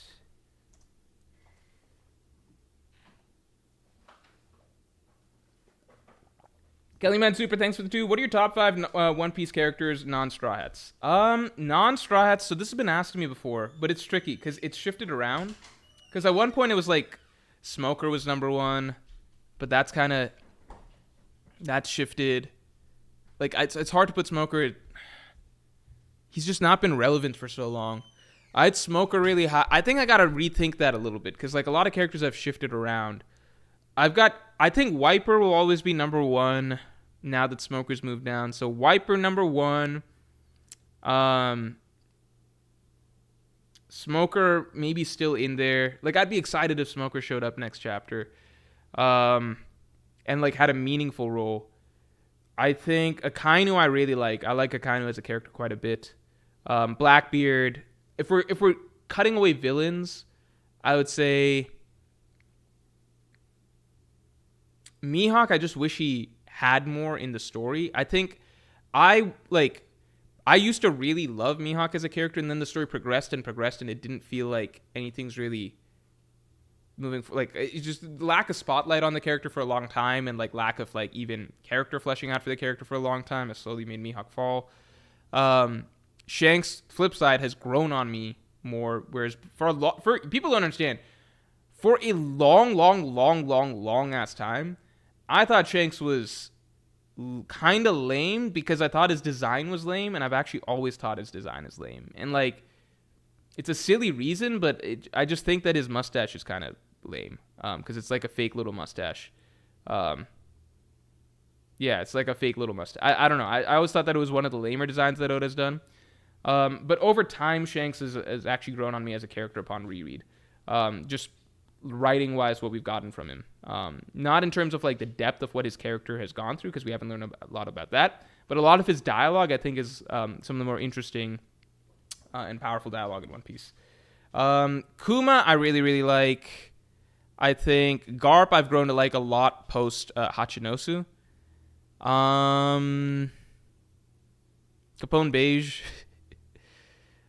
yeah. It's a mix. I think I'd really have to sit down. Ender Nami says the platinum era of Melee was truly the peak of Melee as an entertainment product. Literally all the stars aligned in and outside the game to make it the best time to be a Melee fan. I agree. That was the peak. I still think that the biggest positive thing that could happen to Melee right now is if Slippy Ranked came out and it was for everybody, because that would just drive so much more. Like, when, like, unranked is great, but like when people actually have something to play for, it just changes how many people want to get in the game and actually grind it, and that in turn will boost Melee viewership. It's just the way it works. I know that he ultimately decided he couldn't do it that way, and he did it Patreon only. It's just never going to blow up to what it is with Patreon only. Brook Jinbei. Did we already get everything? Did we get everything? We got everything we got to get? All right. Okay, let me set this up in the background real quick. We're almost there. Oh, wait, no. We were going to look at the chapter that they talked. Let's do that real quick. So what did they say to one another? Sorry, Tier Maker makes everything go slow, so I'm going to close this. God damn it. Pencil drawn mustache? Yeah.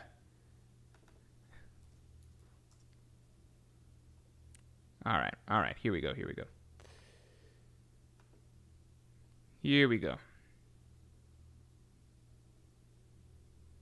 Oh, are they going to say something? Did they already say it? Frankie said, where does he talk to Jinbei? Okay, I must have missed something. Am I screen sharing? Yeah. Oh, here we go. Okay, it's off screen. Off-screen conversation, everyone. First conversation between Frankie and Jinbei off-screen. Everyone left. Don't worry, we'll catch up. I saw these things in the battle at Fishman Island. They're not things, Jinbei. All right, so the first conversation, it's actually even funnier than I could have imagined. Frankie and Jinbei have not conversed almost at all in the story, and the first time Oda ever had them do it was off-screen. Nice. All right.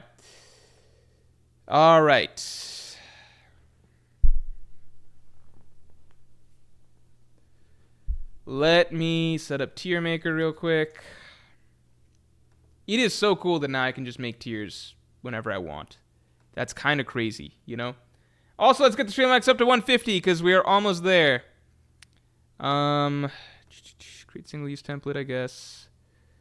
Oh, he asked Jinbei, where's Luffy? Oh, did I miss that? Hold on. Let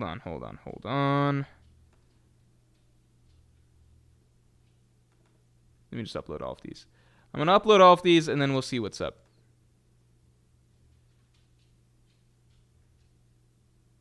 Their first conversation is speech bubbles with them saying how they'll catch up off screen. All right. So we got a lot. Okay, here we go. Let's see the Sanji one that we were missing. So we're missing some Sanji one. These are the Zoro ones. Okay, so we're going through the Nami ones. Okay, Sanji Usopp, Sanji Chopper. What? Oh, they must not have uploaded correctly in the right order. I think they got scrambled in the upload a little bit. Nami Jinbei, Usopp Sanji. Sanji Chopper, Sanji Robin, Sanji Brooks, Sanji... I guess we're missing Sanji Frankie? I think we're missing Sanji Frankie. That seems right. I think we're missing Sanji Frankie. Sanji Frankie... shoot. It's a shame because some of these are... Right? Anybody... Quick look. Y'all take a look. Are we seeing any Sanji Frankie here? I don't see Sanji and Frankie. I think that's the missing piece. It's a shame because Sanji and Frankie had a great dynamic to kick off, and then I don't think it really went anywhere because the Sea Train stuff. They were a duo again in Egghead, but not much to the duo. Like, they just fought side by side, which I guess you could say is something. Okay. It's just that, on the Sea Train, they actually had, like, interactions and shit. All right. And with that, we should be set. There we go. All right. We are ready to get into it. Before we get into it, you guys want to vote on late penalties? Here we go. All right. I could put Bonnie in, but there's just not... She hasn't been in there long enough, and she's not officially a Straw Hat. I still think it's heading towards her being a Straw Hat. It's just hard to say right now. All right.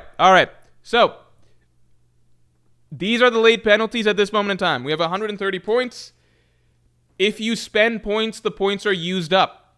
So, for example, if you chose to spend on something that cost 40 points, then you would now be at 91 points. You see, like Morj Tabanero. If you want to spend 75 points, then you guys can do the math, right? These are the penalties that we have.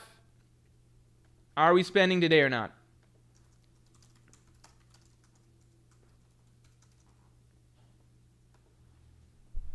Spend today, yes or no? You guys should consider that from here on, you will never again earn another late point. Because from here on, I'm going to be so locked in, it's crazy. All right. You guys don't want to do it. All right, that's fine. You guys are making me sweat a little bit. Continuing on. So, we're done with late penalties for the moment. Done with late penalties. Here we go. We're in it. Luffy Zoro, I think that's an S tier dynamic, right? I think we don't need to discuss that too much. Luffy Zoro S tier dynamic. God damn it, these fucking ads. Okay. So, how about...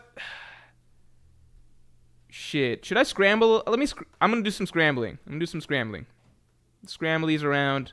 Make it a little exciting. Otherwise, we just go through all the Luffy ones first. It's just going to get weaker as we get to the tail end because those are the ones where there's just characters that have been around less amount of time, So I think scramble will be a little bit more fun. All right. Super scrambled. Just kidding. Not super scrambled. Just a little bit scrambled. All right. Don't know if I did that great of a job, but it is what it is. Okay. Moving on. Luffy Chopper. I think Luffy Chopper is B tier. I think it's rare that Luffy and Chopper have... I think Luffy Chopper is like... It's like a neutered version of Luffy Usopp. I think the fun thing about Luffy Chopper is that they're both...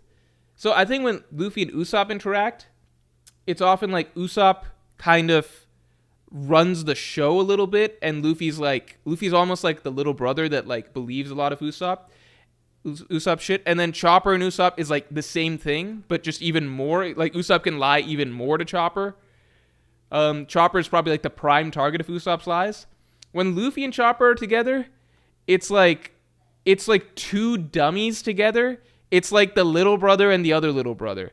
So one of my favorite little interactions is like, and keep in mind, like, a lot of, first arcs are always, strong, right? Like the recruitment arc, right? That's always going to be strong, but we're looking at the holistic view of the story. So yeah, Luffy and Chopper, great stuff from their original arc, Drum Kingdom. But I'm talking more so like, how does it progress over the course of the story, right? So, let's see, 231 maybe. L, thanks for the 5. We wait, folks. Bollywood dance is incoming. Oh, God damn it. All right. Bellamy, the hyena. No. It's one chapter back. Yeah, to me, this chapter sums up how I view the Luffy Chopper dynamic. I think it's always fun. It's just dumb and dumber. Chopper is, of course, secretly very smart when it comes to medicine stuff, but he's just very naive, right? And Luffy's also very naive. And they're easily fascinated by things, right? Or easily... Look at this. This is my favorite Luffy Chopper moment in the series. Shot 3 to Team Luffy and Team Chopper. Okay? Caught it. So we think that they're waiting on the Southbird, right? They're trying to find the Southbird. Everyone right now is working to catch the Southbird, right? Luffy yells, caught it. Look, Chopper, it's an Atlas beetle. An Atlas beetle? That's right. Atlas and Hercules beetles are every child's dream in the world. What, these rhinoceros beetles? Then what's greater, an Atlas beetle or One Piece? Hard to say. I love this because this is the only duo in the entire crew that you can get this conversation from. Chopper is the only character. Everyone else would tell Luffy to shut up because Luffy yelled caught it and got so excited over something that's not the Southbird. But Chopper just like plays along perfectly. He's just a little kid. Luffy, there's one here too. Whoa, it's a stag beetle. The Southbird is literally there. But it's literally with Luffy and Chopper's group. But they're the only two that would get sidetracked like this because of Luffy's bullshit. So I think it's a solid B. I don't think it's like that great that it would be S, but I think it's a solid dynamic. Luffy Zoro Usopp, I think it's an A or B. I like the way that it's funny because Usopp depends on Zoro very frequently throughout the story. Like he's kind of Usopp's go-to guy. Like he'll often be like, Zoro, get him, or he'll almost use Zoro as like a threat. Like was it Zoe where they're running into characters and like Usopp's like standing behind Zoro and like using him like a puppet, like Zoro fight him or something. I like that. I like their dynamic quite a bit. They get into funny scenarios, obviously, with like the Usopp and Zoro handcuffed together against Kakujabura. I don't think it's prevalent enough. I think it's just a solid dynamic. I don't think it's... I feel like it's a bit better than Luffy Chopper. I'm going to put it in A at the moment. I'll put it in B. I think there's more significant stuff that happens with Zoro Usopp over the course of the story than Luffy Chopper. I don't want to get into ranking within tiers. I'll put it in B. Zoro Chopper is very good. Can I put Zoro Chopper in A? Zoro just low-key became like, especially in Skypiea, it's a good one. I think can I put Zoro Chopper in A? Chopper also has to heal Zoro like a lot. Like a lot in the story. I think that's an A. Nami Brook, there's always the panty gag. She shows him love in Whole Cake. The thing is, Nami always keeps Brook at a bit of a distance. Like, straight up, like, this moment in Whole Cake where Brook, or I guess these scenes in... I'm going to go ahead, like... We don't get much Nami Brook outside of the gag, and Nami's often, like, low-key just annoyed with Brook a little bit sometimes. C or D? I'll put it in C. I don't know why I put it there. Yeah, it's not that big of a deal. I don't think it's bad, though. Like, I think the way you could sum up basically Nami Brook is you could even just look at this, right? C at best. Yeah. Brook is like D for all of his duos. I think this kind of sums it up, where it's like, where the fuck is this shit? Okay. I'm going with you, of course. So, like, Nami's making the team to go to Whole Cake, right? I'm going with you, of course. I feel responsible. Chopper's saying I'm going. Nami's like, yep. Yeah. Sorry. Like, Nami's like, of course we're going to go. And then Chopper's going to go. And then Brook's going to go. And Nami's like, we don't need him. There's just not a lot of closeness there. I think the closest that they were was in, like, Whole Cake, basically. And even there, it was kind of like, I don't know. Zoro Robin is very good. Zoro Robin is very good. It's fairly frequent throughout the story. Even just from Robin's first chapter with the crew, like even from her very first chapter with the crew, um, from the first chapter that she's interacting with the crew, like her most meaningful interaction ended up being with Zoro, precisely because Zoro is the one that like thinks most similarly, like very cautious, very stoic, very calculated and analyzing about things, right? Like, and that plays into the Skypiea arc where like at the end they're fighting side by side, standing together, and then just throughout the story, Oda's got like a little bit of a he likes bringing this dynamic a little bit in that like there's multiple times in the story where Zoro steps in to rescue Robin. It's happened like too many times for it to be a coincidence. So like obviously the NL scene, but then in Fishman Island, Hyozo's attacking Robin, Zoro jumps in, he takes the matchup instead of her. Dressrosa, Pika's attacking Robin, Robin asks Zoro to step in, Zoro takes it for it, right? Like, it just happens kind of frequently. I think it's low-key, it's a good one. Akash Panda, thanks for the 2. Zoro Usopp conversation post Aokiji is really good. Yeah, I think low-key, like, I weight consistency of things. I think maybe Zoro Robin goes here. Maybe Zoro Robin goes here.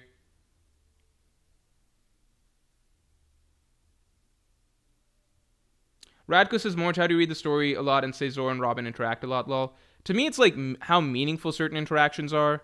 So I think there's a lot of moments that matter a little bit more and feel a little... Like, actually, like, you can literally go through... Zoro saving Robin from NL. Zoro saving Robin from Hyozo. Zoro saving Robin from Monet. Zoro saving Robin from Pika.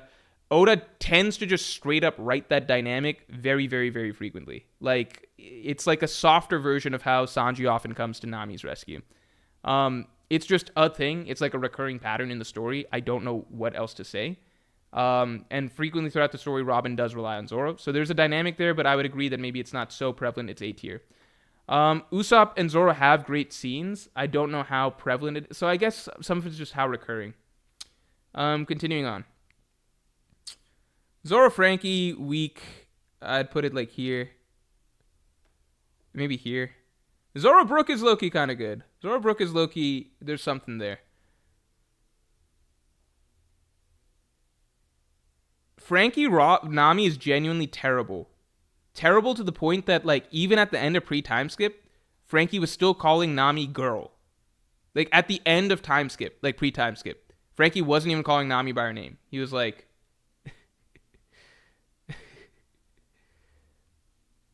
He literally still called her girl instead of Nami, and he called all the rest of the crew by their names at this point in time. Zoro and Frankie, should it be in C or should it be in? I think it might be D. I think Zoro Frankie might be in D. Yeah, Zoro and Frankie might be D.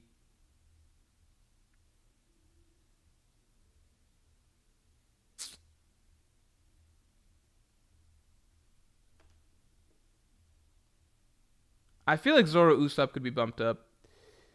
Zoro Jinbei, I don't really think there's much there, right? Jinbei was the mailman for Zoro last arc.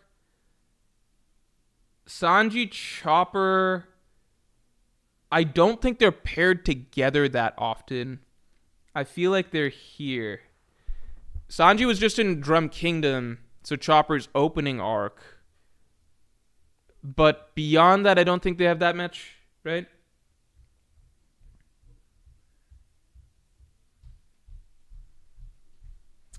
Where do you guys think Sanji Chopper goes?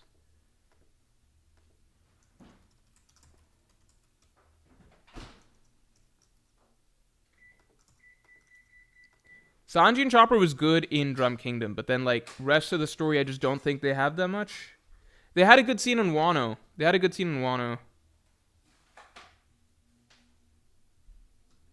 guys think B? C. Most people are a slight majority think C or D. I also think C or D. I kind of am saying, to me, C. I think Nami Brook should maybe be here as well. I think basically I'm viewing C as like there's a dynamic there. It's just not that frequent. I think this is like there's a dynamic that's somewhat recurring. This is a good dynamic, like very like no shit. Like the B dynamics are pretty good. B and up is pretty good. I don't think Sanji Chopper falls into B. Like B dynamics are like I can immediately think of scenes right off the bat that define them, right? C, I don't think is the case. Outside of origin arcs. C, it's not quite the case. I got to rack my brains a bit, but it's not like these characters are bad together. It's just not like a thing. D is just like I don't know when the fuck these happened. Brook Robin is tricky because we had Wano, and that was good for that, but I don't think Robin and Brook have jack shit aside from that. So I feel like that's a bit of recency bias. So I'd put here.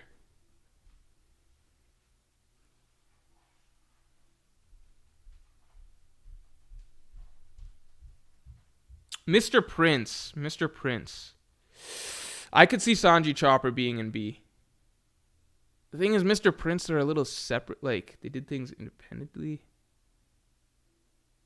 No, Robin Brook, it's just Wano, though, right? If you can give me something from outside Wano, I give, like, that's recency bias. That's, like, because there's an arc that they finally interacted, it's like, oh, it's a good dynamic.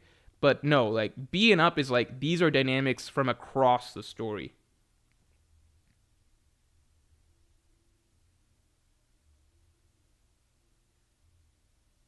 She definitely has more with Brook than Nami and Brook.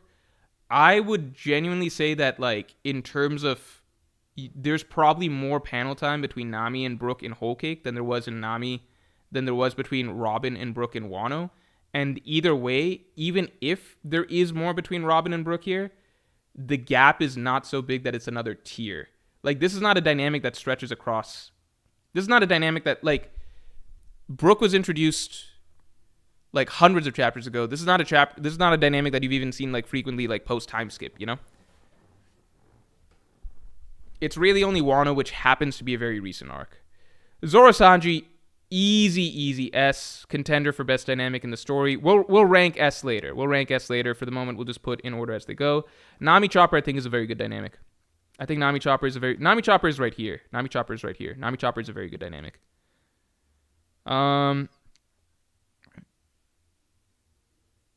Because Chopper is one of her easiest to manipulate.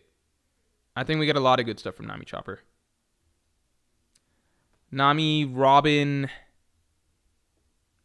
I think the two girls of the crew, I think it's an S tier. I think it's like a low S tier because it doesn't produce as much like cool, crazy, memorable moments. But Nami has such a soft spot for Robin and like they just connect so well. I think that's an S tier. Nami Jinbei became a really good dynamic. I'd put it in B or A. I'll leave that up to you guys.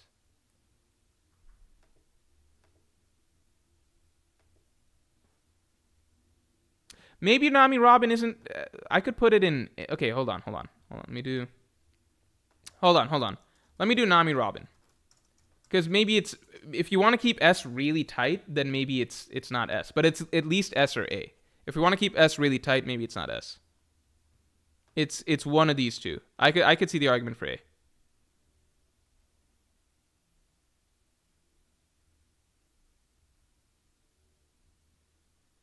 All right, we'll put an A. I view it as like top of A. And then Nami Jinbei, I think, became a good dynamic. I think between Fishman Island, Whole Cake, it became a good dynamic. I don't think it's prevalent enough throughout the series. I think it's just going to be hard for Jinbei to crack the top tiers. But I would put it in B at the moment. Sanji and Brook have a fun dynamic. I'd put it in C or B. But their dynamic is mostly just based around their perversion. Do they do that much together? Where am I putting Sanji Brook?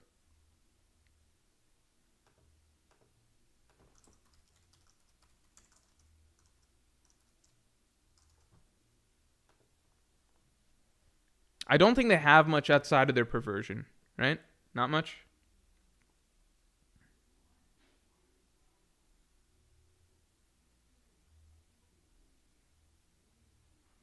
This one's tight. I'll let it go. I'll let it play out for a bit.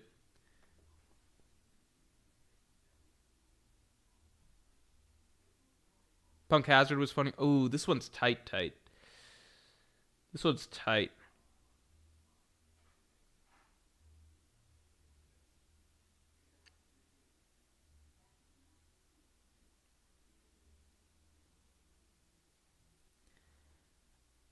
I'm good. Okay. We'll put it in C. I think C is right. I think it's stronger than some of these. It's just, yeah. Luffy, Nami, obvious S. Frankie Brook is a good dynamic. Frankie Brook is a very good dynamic. I put it here. I'd even put it in A. I think Frankie Brook just became a good dynamic. Right? Am I crazy? Like, or do they not have... They're both pretty zany. Am I crazy? Frankie Brook, B?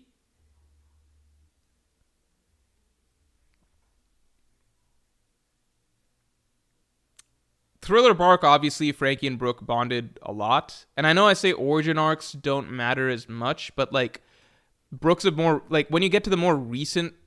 Origin arcs are tricky because, like, they can be really far back.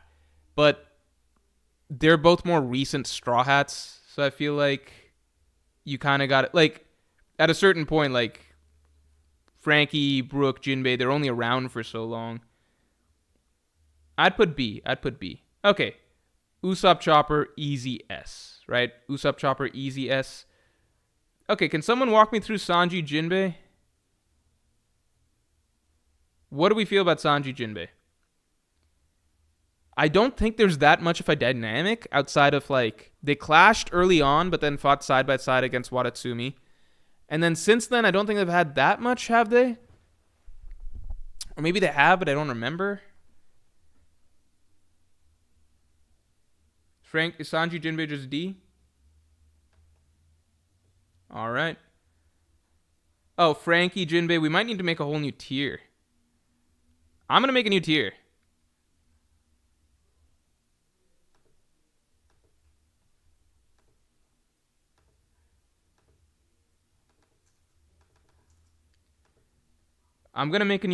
These are things that just don't happen in the story. Right? So Frankie, Jinbei... Zoro Frankie has had some shit. You could argue Thriller Bark, but Thriller Bark was almost like a makeup for the fact that Zoro was the only Straw Hat to not interact with Frankie almost at all in any lobby. They did towards the tail end of Luffy and Lucci's fight. Thriller Bark. This was still the phase where Frankie was calling the Straw Hats like not even by their names. Don't really recall in Dressrosa, Punk Hazard. Should this one be Zoro and Frankie interacted then? I could throw Zoro and Frankie in here.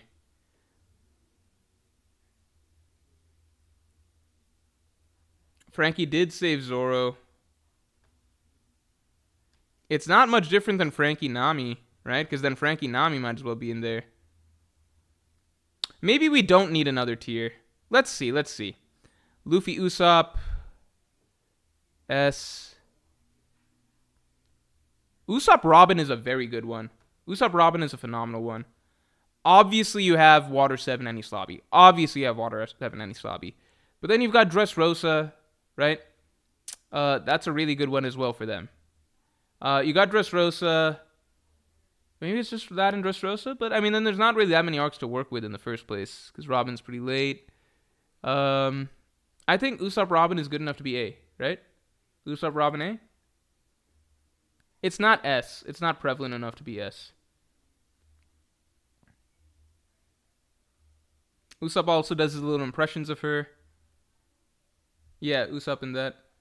When did Usopp and Robin ever interact? Lol? All of fucking Water 7 Enies Lobby. It was such a good arc. Water 7 Enies Lobby to date is just Oda's... Oh my god. It is genuinely amazing what Oda did for each of the... Like, he did a lot of great storytelling for all the Straw Hats, and especially Usopp's arc, Robin's arc, and Frankie's arc. Like, 3 character arcs that he, like, knocked out of the park. And most importantly, like, he wove them so well in together. That was the biggest thing. Like, they all played off each other. Like, Usopp and Frankie was really important for Usopp's growth. And then Frankie and Robin was really important for Robin's growth. And then Usopp and Robin was really important for Robin's growth. And then Robin and Frankie was also important for Frankie's growth. Like, it just all wove together so beautifully. Usopp and Luffy was really important for Luffy's growth. It was just... he's never done something like that. Like, it's just so... It's just the most phenomenal character writing I think I've seen, like, in, like, classic shonen storytelling where they just weave together like that. Does that make sense? Like, not even, like, in terms of, like, oh, this is happening here and this is happening here and, like, there's a cool contrast or something. It's, like, all three of those really wove together.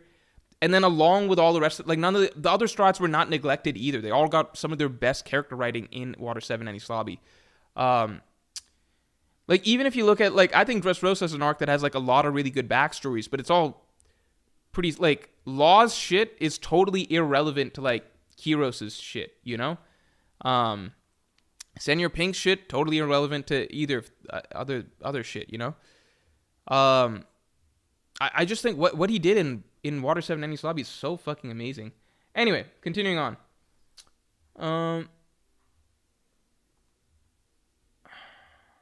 Current Oda could never, says EOS Kid, greater than Joy Boy. I genuinely, from the bottom of my heart, believe that he has stuff like that planned for the final saga. Because this is where he wrote the character's endpoints in mind from the beginning. I think he wrote this, he had the endpoints in mind from the beginning with the Strad's dreams, and clearly the ending of One Piece has been something planned for a long time.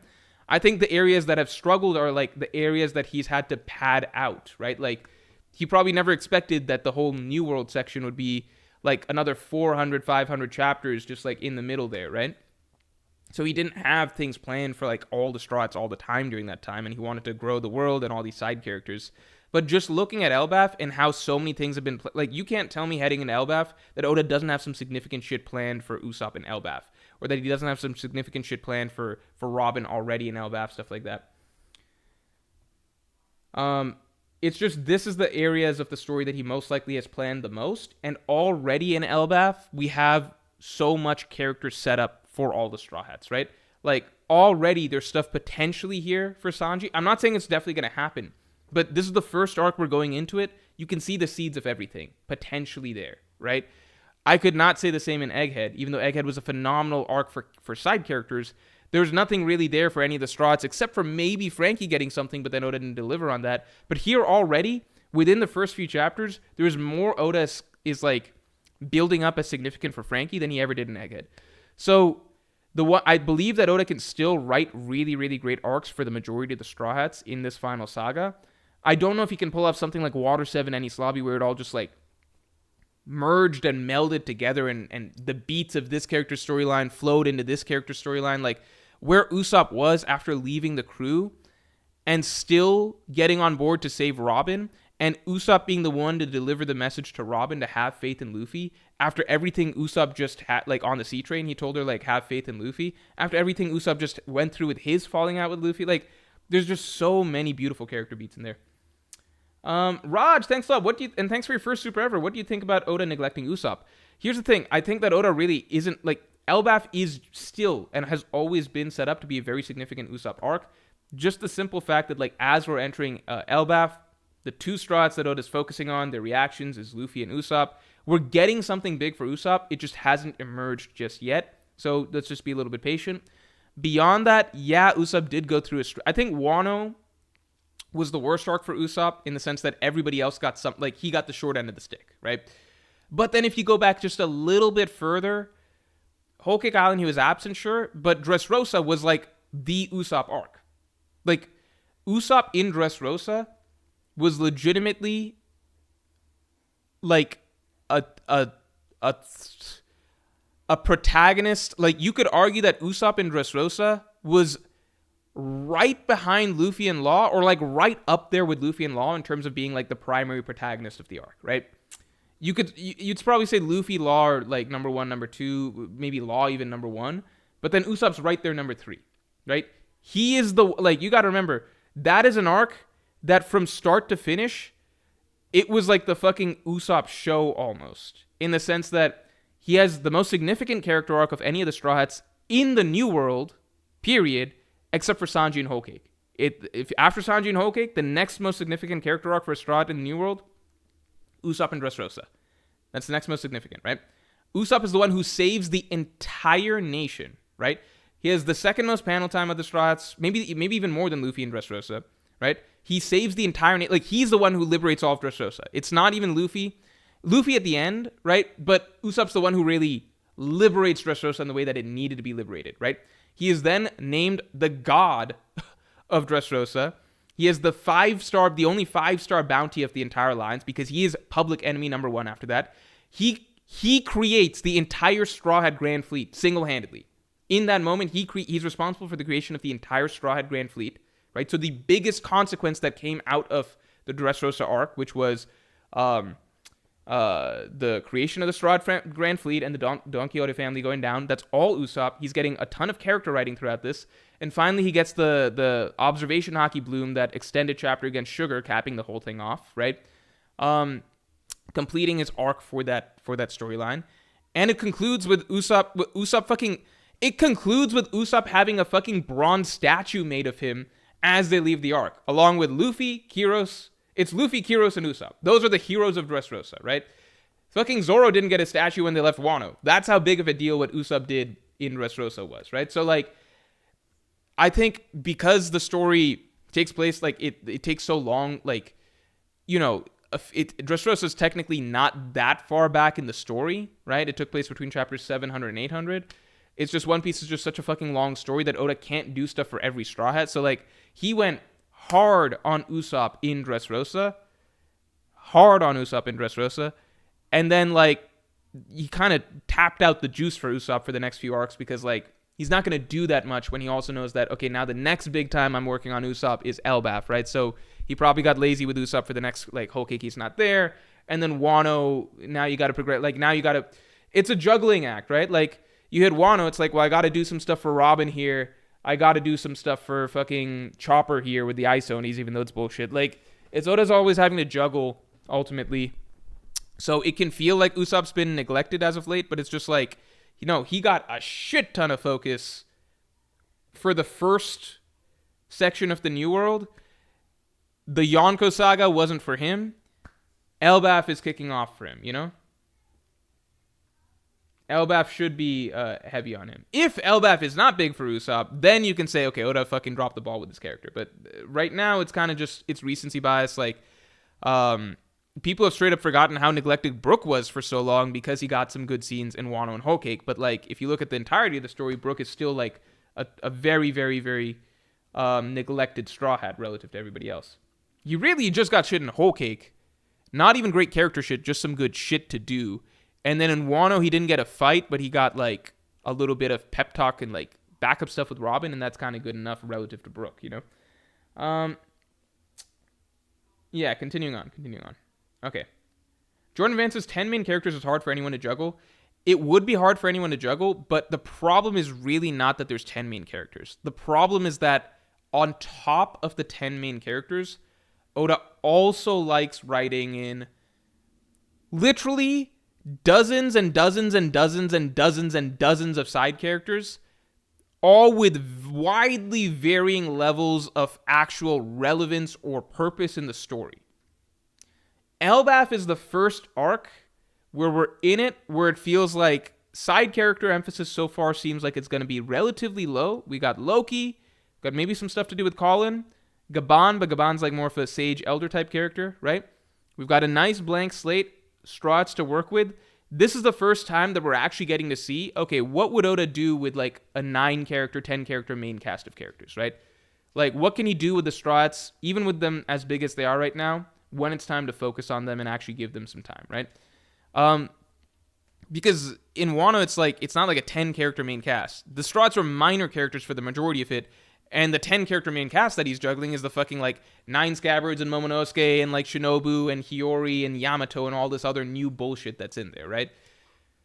Dressrosa, same thing. Like, he fucking shipped off half of them so that we get this whole new cast of characters with Kiros, Rebecca, etc., but then also the Tantadas and then also the Grand Fleet and all of these Coliseum fighters, right?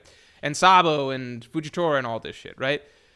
Whole Cake was the most, in terms of writing the Strahts, best character writing for the Strahts, precisely because we cut down on the side characters. We also cut down on the Strahts as well, so it's a smaller batch of Strahts. So I'm curious to see, like, can Oda actually deliver on roughly like a cast of 10 main characters? Elbaf is the first true test that we get of something like that, if that makes sense. Because the other arcs aren't even representative of that, because they're not even attempts to write around the main cast for the most part. Rob and Jinbei quickly becoming a good dynamic. I'd put it. You guys think? Okay, hold on. First, let's vote on Frankie Brook.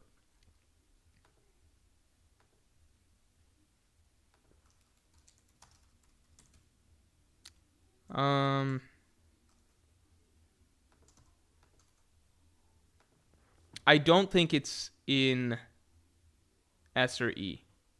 I think it's solid. I could put it. It's definitely not A. Really, I should have just put B or C, to be honest.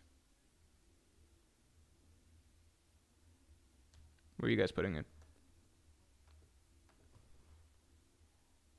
Okay, seems like mostly B. Yeah, we can put it. It's type, but we can put a B. We can put a B. Oh, whoops, wrong one. We can put a B.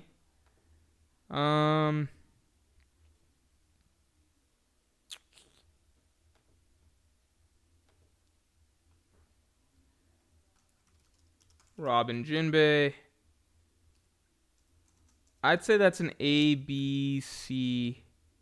It's not a D. It's somewhere A, B, C. I don't think it's an A either. It's just not prevalent enough to be A. I feel like it's a B, C. I feel like it's a B, C. I don't think it's A.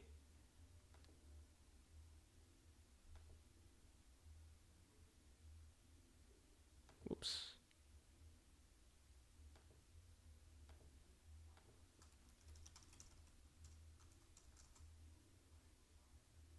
Yeah, this is not shipping. This is not shipping. This is just the dynamic between the two characters. It's very new. It's very new.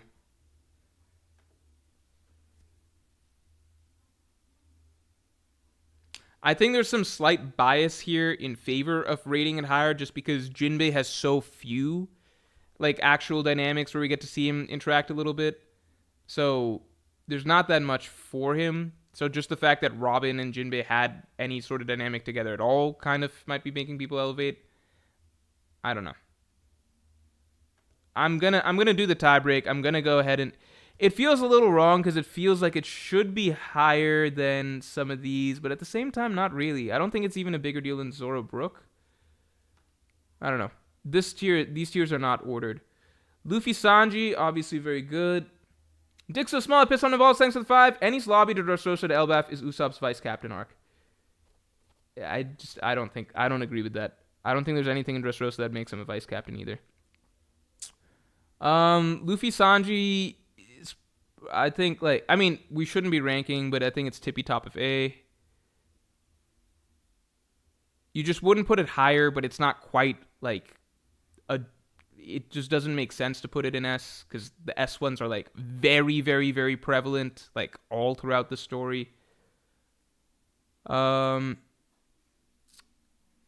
Brook. How do we feel about Jinbei Brook? Yeah, I think Whole Cake really is pretty much. I think Whole Cake does a lot of like the heavy lifting for any sort of Luffy Sanji dynamic. If you remove Whole Cake, then it's really one of Luffy's gaping dynamics. Then it's more so it's just like anytime there's Monster Trio stuff, but then in that case it just means that it automatically is not in the same Luffy Zoro tier. Whole Cake alone makes it S. No, it's the fact that there's only one arc that really emphasizes it that means it's not S, because we're looking for over the course of the story mostly. Obviously there's exceptions like for characters that come in much later, right? But Luffy and Sanji has been a dynamic from the beginning of the story. So if it's been a dynamic from the beginning of the story and then it takes that long, like literally 900 chapters for us to get like any sort of meaningful screen time between them again, it's not an S tier.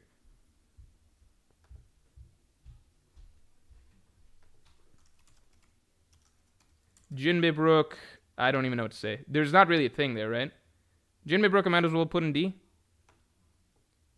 Usopp Nami, easily very prevalent, very important. Chopper Robin is a great dynamic. I think Chopper Robin's a great dynamic. What do you guys think of Usopp Brook? This is a tricky one.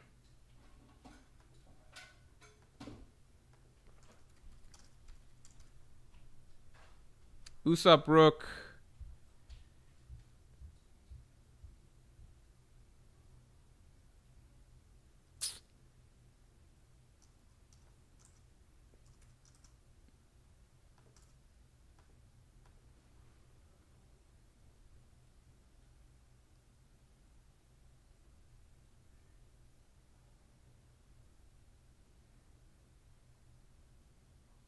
Usopp Brook, I don't know.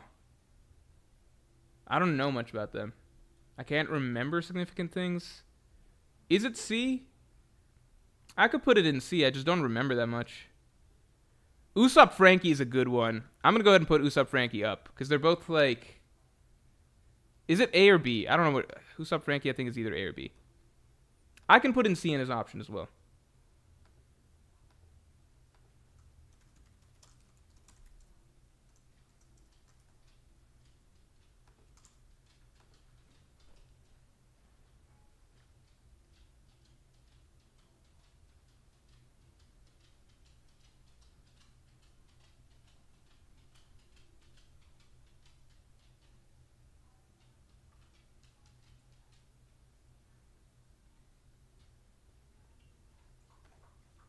Okay, people are like, okay, I guess it's rounding up to basically B.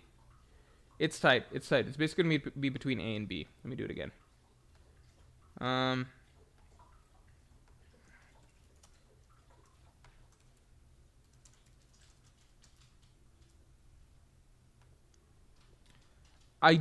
Usopp Frankie is tricky. It's just tricky.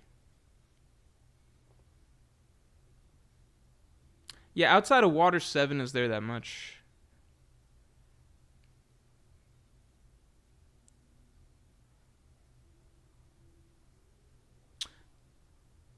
Yeah, there might not be that much outside of Water 7.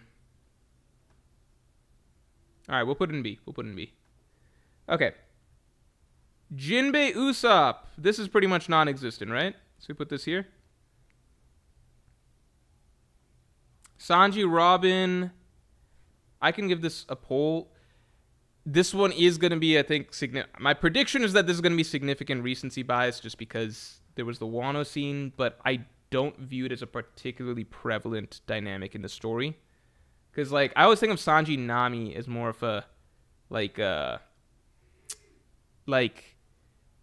it's almost like, because Sanji has the same shtick with both of them, it almost makes it more clear, like the same shtick in terms of like, oh, I'll go save this person, or whatever. It just almost makes it more clear that like Sanji, Nami, Robin isn't that highlighted, I think, in the story. But there was the Wano scene, so I think it depends on how much you rate the Wano scene.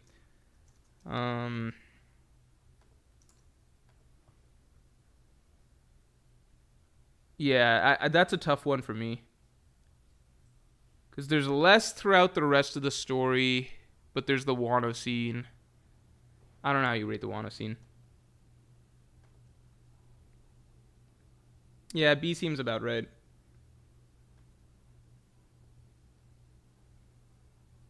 Yeah, I think B seems about right. Sanji Frankie is low-key, there's something there, I think. Maybe.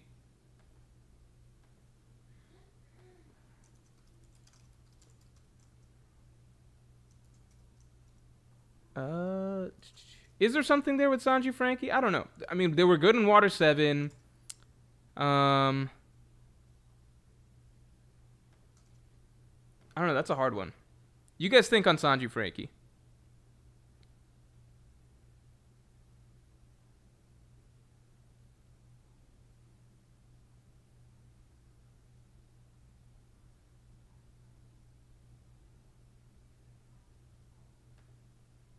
Yeah. Okay. C seems right. Frankie Chopper. Frankie Chopper. I'm fucking blanking. I mean, no, Frankie and Chopper have had good stuff, and Chopper likes the robot aspect. They've had interactions. It's just like meaningful. I don't know. How much do you even weight meaningful? How do you define meaningful? It's not D, but I'll put the options in as is. These last ones are difficult.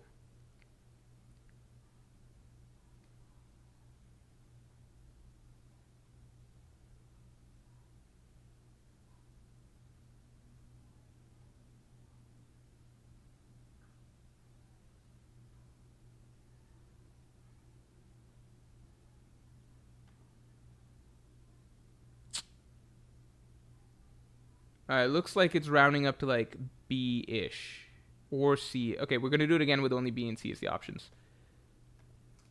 Frankie, Chopper, B, C. Let's do it one more time.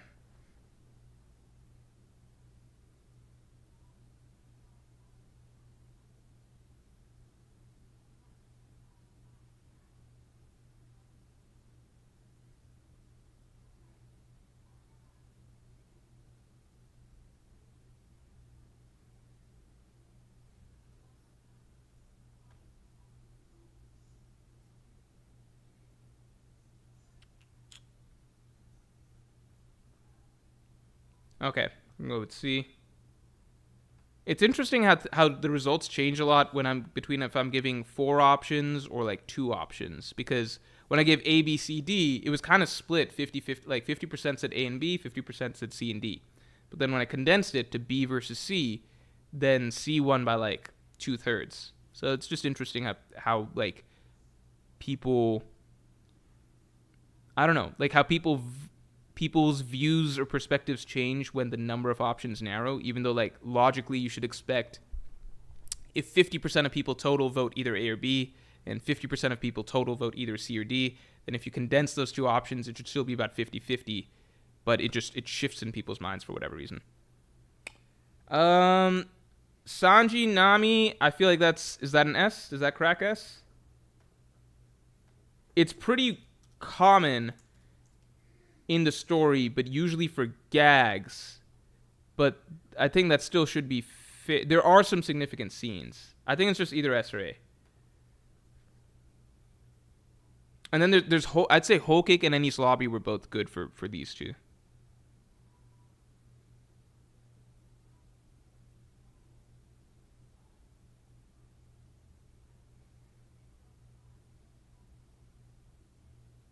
I'm going to give it a little bit because it's tight.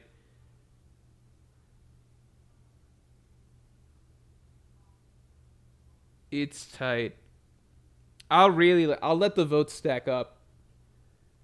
I don't know what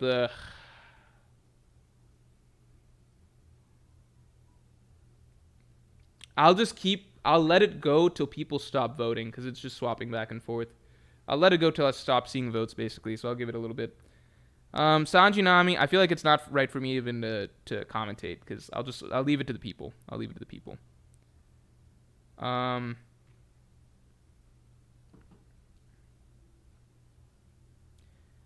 Terabyte 1600 says I can't really recall good emotional moments between them outside of Whole Cake Island. So the tricky thing is, so I would argue that there was the Enies Lobby scene where Nami finds Sanji and takes the fight from him. I think that was like the tricky thing with Sanji and Nami is that it's a very frequently recurring dynamic in One Piece in that the joke is frequently recurring. That like Sanji loves Nami, wants to do something for Nami, Nami kind of uses Sanji, or she tells him to piss off, right? The joke is very frequently recurring. Because their dynamic has Sanji so like love crazy, it's actually relatively rarer that they are paired as a duo to do things together for a long period of time because they can't really be a functional duo together. Does that make sense? Like you can have Nami and Usopp off doing like a plot line or something like that, or some extended fight or something like that or whatever. And you can pair them together and you're going to get dialogue, conversations, etc. You can't really get that with Sanji and Nami because 99% of the time, Sanji's literally not in his sane self. He's like a Looney Tunes version of himself in those situations. So it's tricky because it's like a very, very common dynamic in the story, but it's not a dynamic, like it's in that the joke gag between them is very commonly recurring. In terms of actual scenes where they're like conversing or like doing things together like a normal duo, it can't functionally take place as often. So it's hard to rate as a dynamic. I'd say, so people are ultimately S is eking out the win, so we're going to put it in S. And I think it's like the lowest end of the spectrum that makes sense for S, if that makes sense. Just because there's not like iconic scenes or moments that you can think of as much from it, but the joke is so recurring that I think you have to acknowledge it as like a primary dynamic in One Piece. So I could see it either in S or A. At the end of the day, you need a cutoff. Um, yeah, continuing on. Zoe saves it. Yeah, Zoe is good. So I think between Zoe, because like at the end of the day, when there's like actually serious shit going on, they are able to talk like human beings, right? Like when Nami found him after he'd lost to Khalifa, right? They're able to talk like normal human beings, and Sanji's actually able to communicate like, "This is my code. It's just the way it is." She's able to give him props. I love that scene. Zoe with the departure scene, like with Sanji's actual past coming back to like grab him. That's when you see them interact like real characters, right? And then obviously in Whole Cake with like their Nami being there for the confrontation with Luffy, Nami actually believing Sanji for a moment, slapping him, etc. And then this scene where like Sanji catches her, that's like good shit. Like those are times when it's not like Sanji like the horn dog. It's just Sanji can actually talk to her like a normal person. The irony, of course, being that if Sanji actually was like that around her more often, then maybe he'd actually have like a shot at this working out.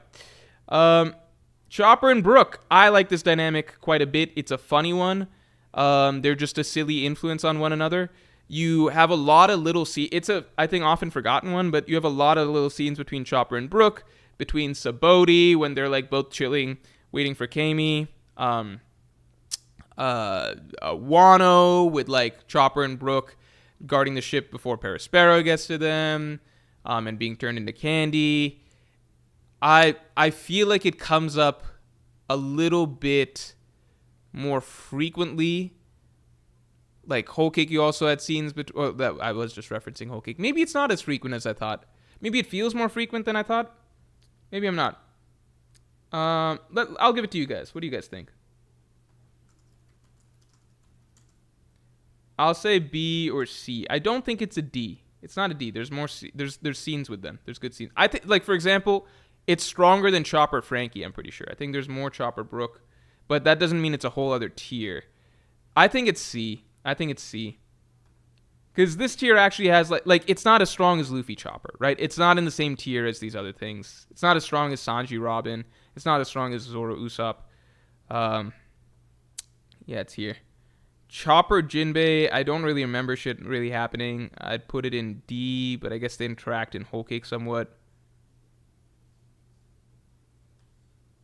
Did Chopper and Jinbei talk?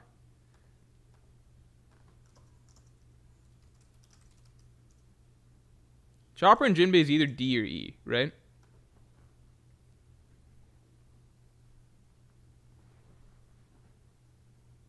Oh, the samurai gag. Yeah, there's some gags with him.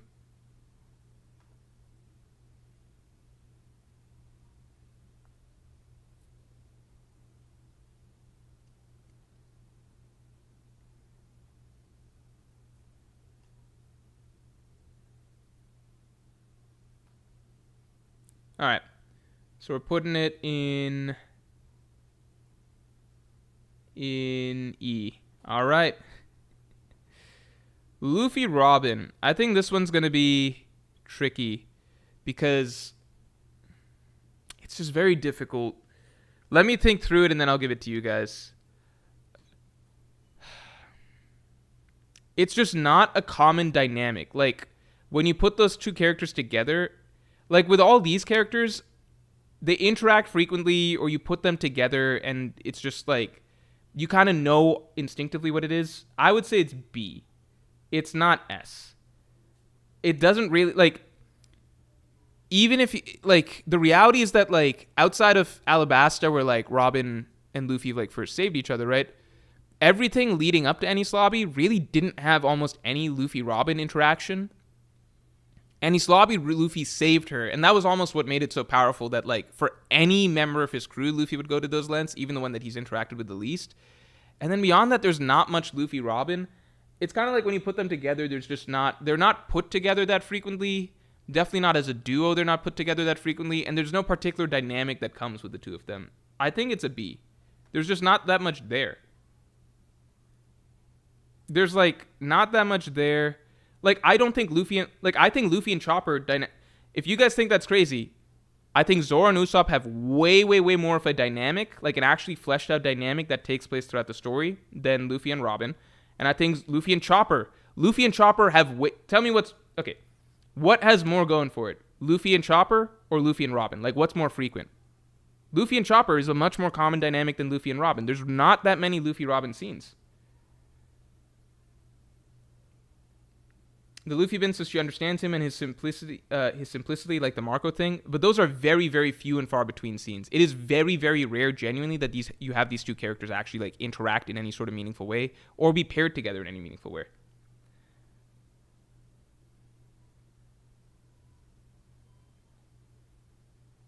Right T says she understands him in a way no one else does in lots of little scenes. I think you can name maybe a couple, and I don't think that's any different than like Luffy and Chopper. It's the same way that Zoro and Robin were often, especially pre-time skip, on the same wavelength that was a little bit different than the rest of the crewmates because they were a little bit more serious and calculated members, right? But that's not enough that you would ever say that it's like a frequently recurring dynamic throughout the story like these ones.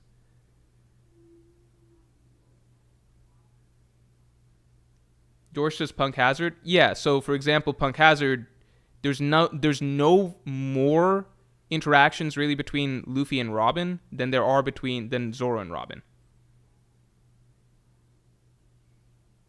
And Renami says, Morj, no way you're putting Usopp and Robin a tier higher than Luffy and Robin with a straight face lol. If you read Water 7 Enies Lobby, there is so much more writing for Usopp and Robin in that arc. Like you gotta understand, Water 7 Enies Lobby is the only arc that really has that much for Luffy and Robin. And they almost never actually interact in that arc, right? Because Luffy's trying to save her, right? They're on opposite ends of whatever. And Luffy's saving her because she's a crewmate, not because Robin and him have a special connection. She has almost no interactions with him in the previous arcs either, right? Skypiea, yada, yada. Okay? In Water 7 Enies Lobby, which is already that, like, you gotta understand, Water 7 Enies Lobby is the max amount of any sort of Luffy Robin writing there is, and there's almost none in the first place. Like, they almost never interact in that arc, except at the end when she's like saying thank you and shit, right? In that arc, which is the peak Luffy Robin level of interaction, Usopp and Robin is far, far, far more significant, and Usopp's the one that actually like talks to her, engages with her, speaks to her on, like, he has the character shit with her on the train, and he's the one that then saves her and frees her sniping wise, right? There's so much more Usopp Robin shit. Like, that's actually a good point of comparison. There's way more Usopp Robin actual like dynamic character writing in there, like as a character dynamic, than Luffy Robin. There is no Luffy Robin dynamic in Enies Lobby, you gotta understand. The dynamic doesn't exist because they don't interact. It doesn't happen. I think people are conflate, like, we're talking about duos, right? They're not a duo there. She's a person that he has to save because she is his crewmate. That is it at the end of the day. But the number of times they actually interact as a duo in that arc is very, very minimal. And the thing is that after that arc, it almost never fucking happens in the rest of the story. There's not really scenes where it's Luffy and Robin together. Does that make sense?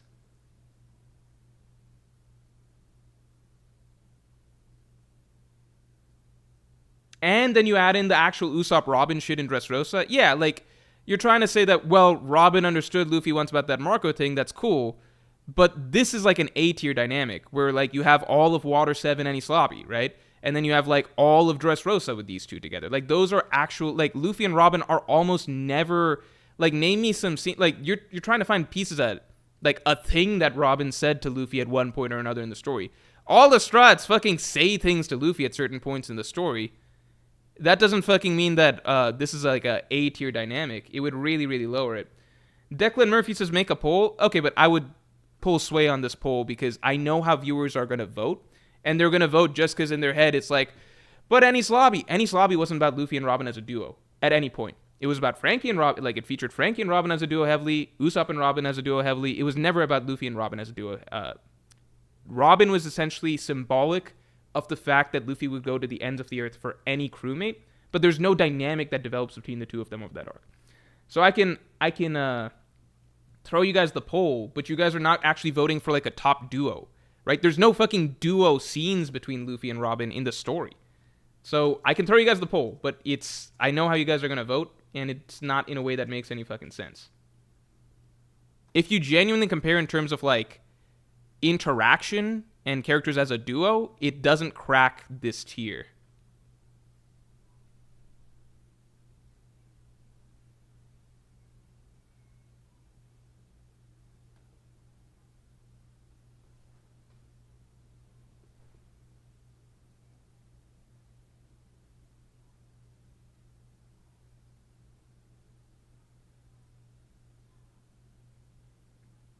I'm trying to be fair because I could just end it right now when B is ahead, but I'll let the votes play out.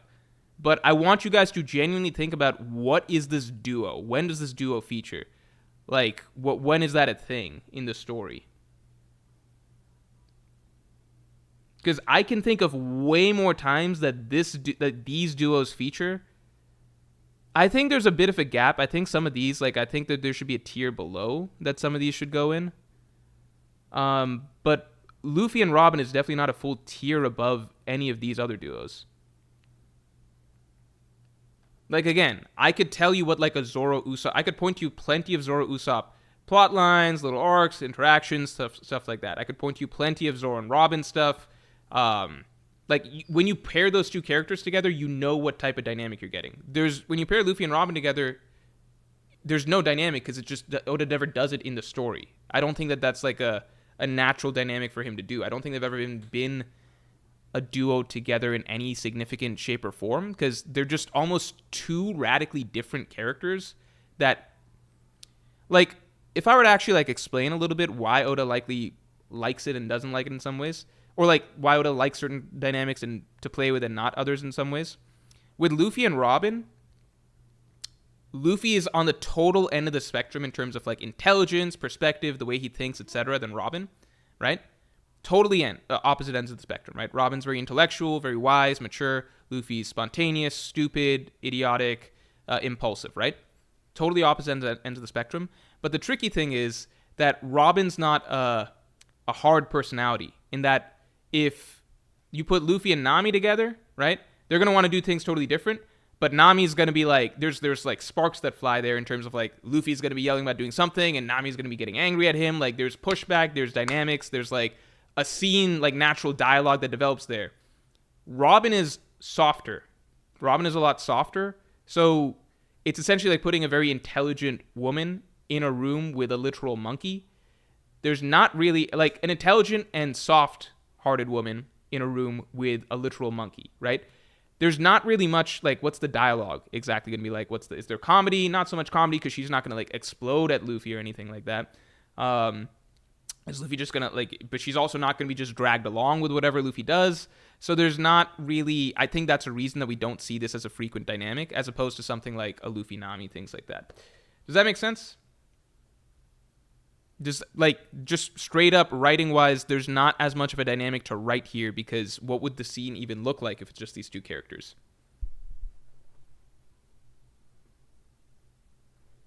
Saint Fuego says Robin isn't softer, she just has the same childlike wonder that Luffy has. Softer as in, like, Robin's not going to beat Luffy up. She's obviously got that scary side to her, right? Like, where she becomes demonic, or, like, she can be a little bit harsh with other crew members, like that time that she shut down the Shogun, like the docking, right? So there are moments where she can actually, like, but Robin's version of like drawing a line is so much softer than something like Nami. Like, you can't really write, like, a full, like, explosive scene like that. All right, continuing on. Jinbei Luffy. This is a good one. This is Jinbei's first good one, right? What do you guys have Jinbei and Luffy at?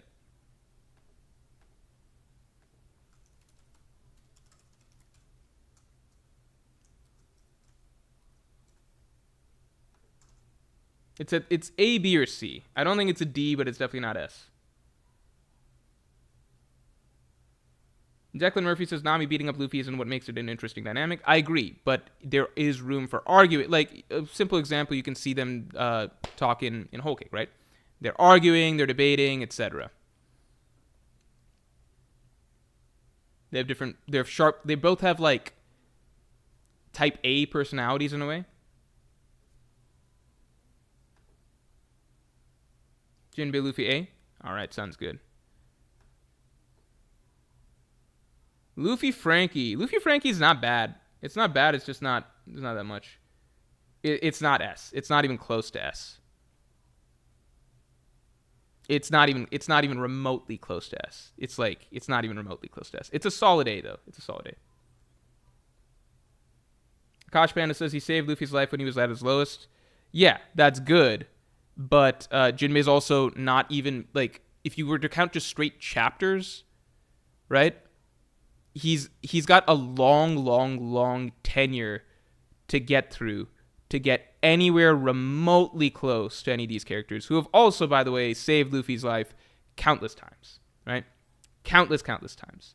Luffy is nowhere near as close to Jinbei as he is with any of these characters. Nowhere fucking close. Like, not even remotely fucking close. Like, this is absurd. It's absurd. There's not even an argument for S. It's absurd. Like, the amount of work that Luffy would have to put in for Luffy and Jinbei. You're saying Luffy and Jinbei is the same tier as a dynamic as Luffy and Nami, or Luffy and Zoro, or Luffy and Usopp. You think Luffy and Jinbei is in the same tier as fucking Luffy and Usopp? What fucking story are you reading? Go back and read Water 7 Enies Lobby again. If you think it's in the same tier as Luffy and Zoro, go back and read the fucking first arc of the story again. If you think it's in the same tier as Luffy and Nami, go check how many straw hats Luffy has put his straw hat on the head of. It's just one. You are batshit fucking crazy if you think the amount of recency bias to even suggest that Luffy and Jinbei belongs in this tier. It should disqualify you as a One Piece fan. It should invalidate any opinion you had. It means you fucking forgot all of pre-time skip. It's fucking insane. No, it is not. I'm almost so pissed at hearing that suggestion that I want to drop it to B tier. But I'll keep it in A tier because I'm a gracious streamer. I don't know. All right, Luffy Frankie. Luffy Jinbei, same tier as Luffy Zoro. What the fuck? What are you talking about? Luffy. What's the classic One Piece dynamic, huh? Is it the captain and the first mate? Oh, the captain of the fucking mailman. What the fuck? What the fuck? Luffy and Nami, right? Like the characters that would have started the fucking story with, you know, like the second fucking the female lead of the story. Luffy and Nami, or fucking Luffy and the fish? What the fuck? How fucking crazy are you guys? What are you talking about? Oh my god, Jesus Christ! If you think Luffy and Jinbei falls in the same tier as Luffy and Usopp, and you read Enies Lobby, you need to read Enies Lobby again. You got to go back and reread that arc. This is actually insane. Actually disgusting conversation. Although I do see an argument for Sanji and Nami being dropped if we're discussing this, because it's similar. All right, continuing on. Luffy, Frankie. Jinbei's only fucking been on the ship for a total of like, I don't know, like, I guess Egghead, a little bit of Wano, a little bit of Whole Cake. The fuck are you guys talking about? This is such absurd recency bias, it's insane. Such absurd recency bias. All right. Continuing on.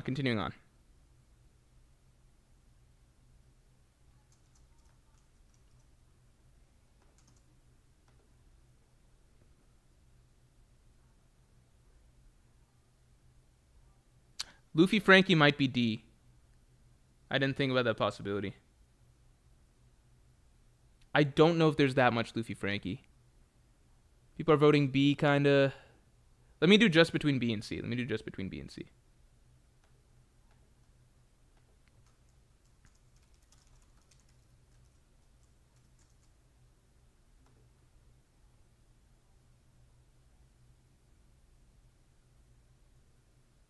Louis Buchanan says Luffy and Jinbei have had moments since pre-time skip.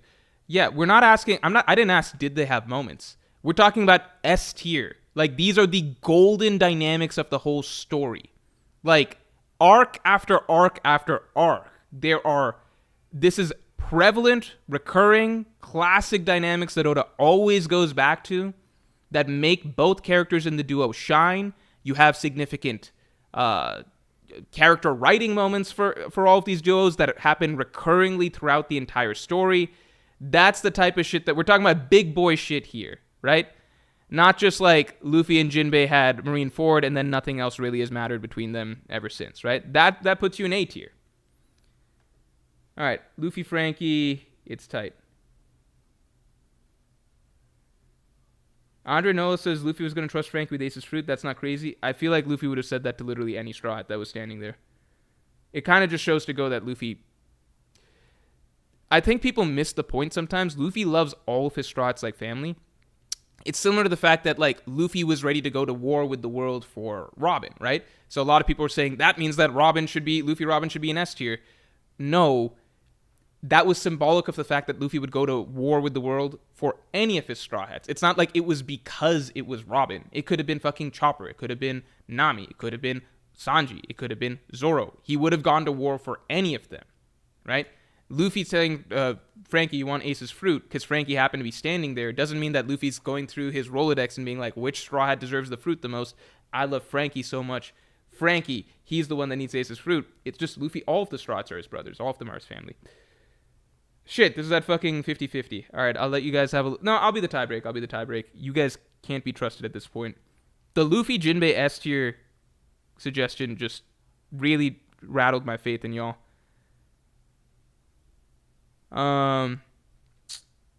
Luffy Frankie. I don't think there's enough for it to be B tier. I think it's a high C, but I think it's a C tier. I don't think there's enough. It doesn't help that out of all the Straw Hats that Luffy ever recruited to his crew, Frankie was the one that he interacted with the least, and it wasn't even his idea to have him on board the ship. So I think right off the bat, like, the origin arc is usually the strongest point of Luffy and the character's dynamic. With Luffy and Frankie, it was very weak compared to the rest of the crew. And then they've had good moments, some good gag moments. They talked in Dressrosa for a little bit. Outside of that, they don't have much. But it's not a bad dynamic, so I think it's a fair C. Usopp Sanji. This is an interesting one. Jordan Dyer says Morj is just biased. No, there's just... You guys don't put forward good arguments. It's the way it has to be. Usopp Sanji, I think, is A, B, or C. I think it's not C. I don't think it's S, so I'm going to put A or B, right? I don't think it's C, though. I think Sanji looks out for Usopp too much and too frequently for it to be C. So I think it's A or B. I don't think it's quite great enough to be S. I think it's one of those two.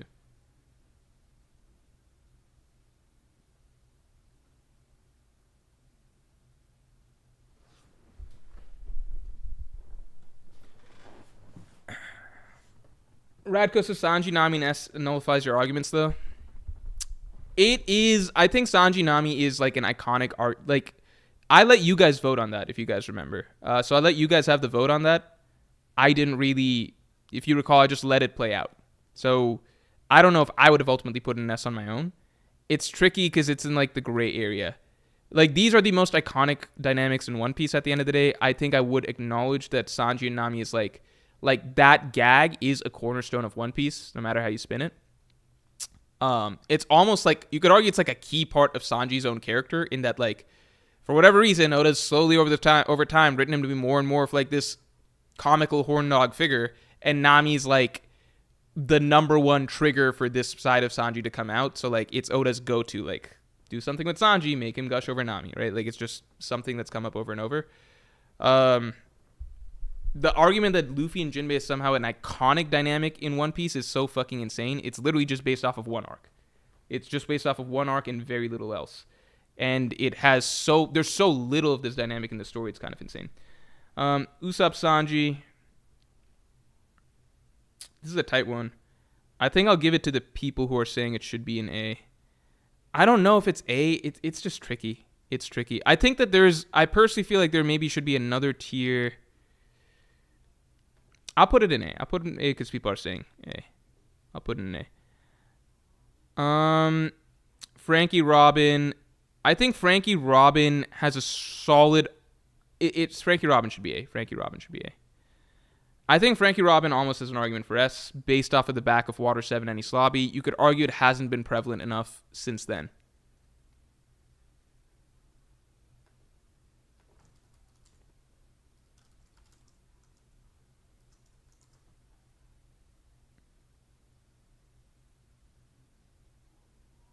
Frankie Robin, I'll put in A. Luffy Brook, there's not much there.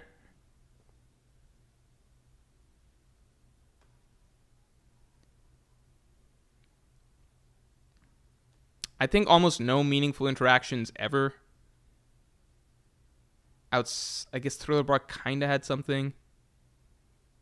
I put Luffy Brook here.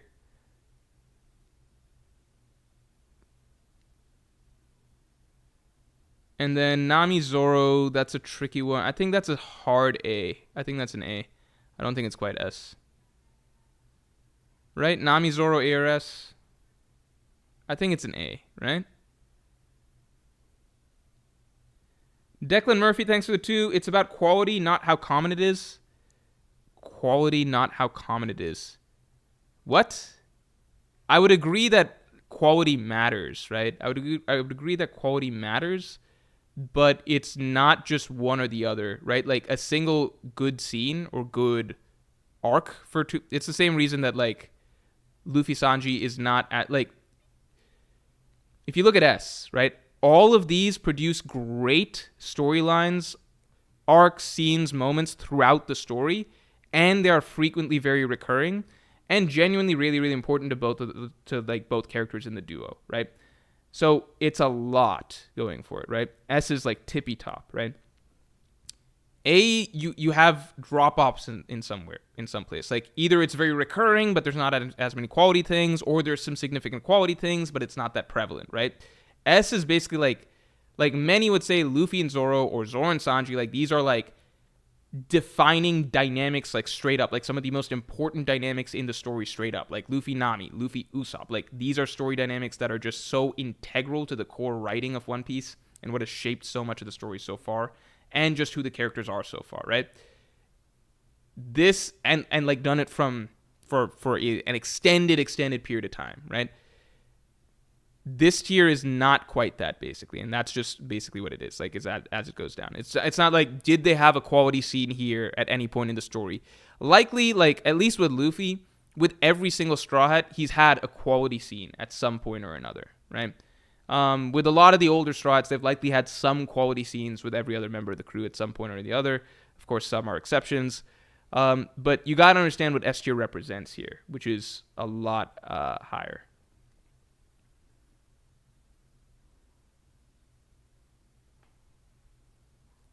Zoro Nami is A, then Sanji Nami is A. I mean, Zoro Nami is, I think it's been weaker post-time skip, so it's hard to say a little bit with Zoro Nami. It's been weaker post-time skip. Pre-time skip, it was like a top dynamic. Post-time skip, it's, there's just so much going on, it's a lot less. All right. All right, everybody, we're going to vote on the top tier. We're going to vote on the top tier here. So best dynamic in One Piece, all right? We'll do it. Shit. Okay, I'll say what I think last. We'll have you guys go first. I'm going to be real. So since Sanji Nami barely made it in, I'm not even going to bother doing the votes for that. I'll do the votes for these three first, and then these three, and then we'll pit them against each other. Because there's almost no point in doing that one. All right. Which is strongest? Luffy Usopp, Usopp Chopper, Usopp Nami.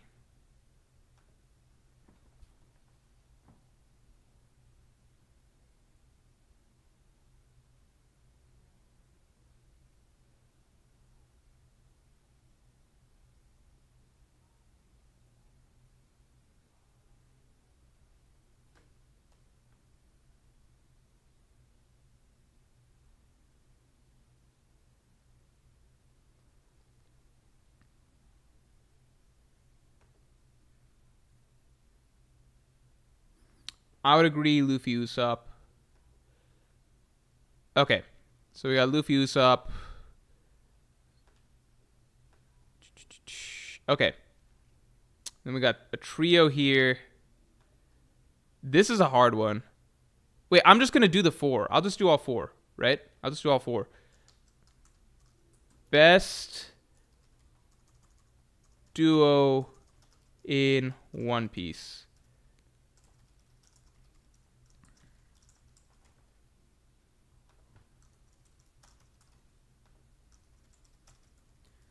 This is tough. We got Luffy Zoro, Zoro Sanji, Luffy Nami, and Luffy Usopp. Which is the best duo in One Piece?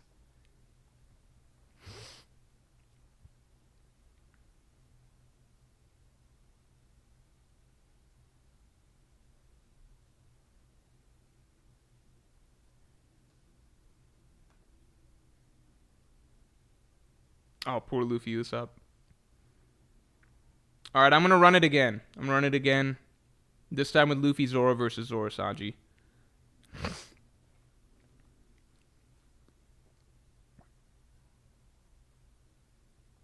All right, you guys get ready? Get ready? We're gonna run it again one more time.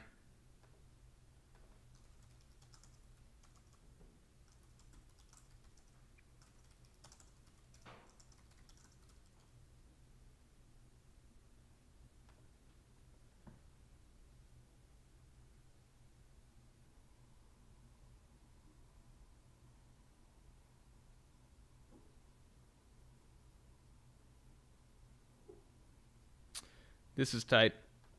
I'll just let it play out. Everybody get your votes in. Also, let's get the stream likes up to 200 real quick. Get your votes in.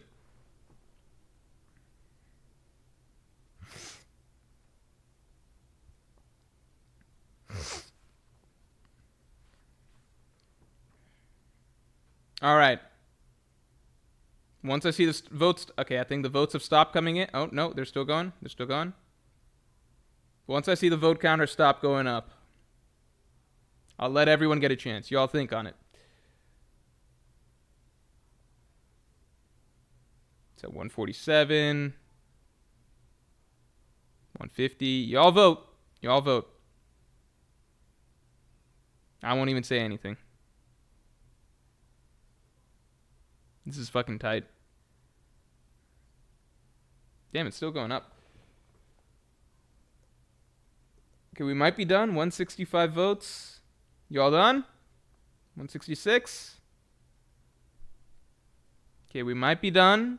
Are we done? It's not going up. 167, 169, 170, 71. It's getting tight. 171. Okay, 171. No more voting, it looks like. 172, 171, 174. You guys done?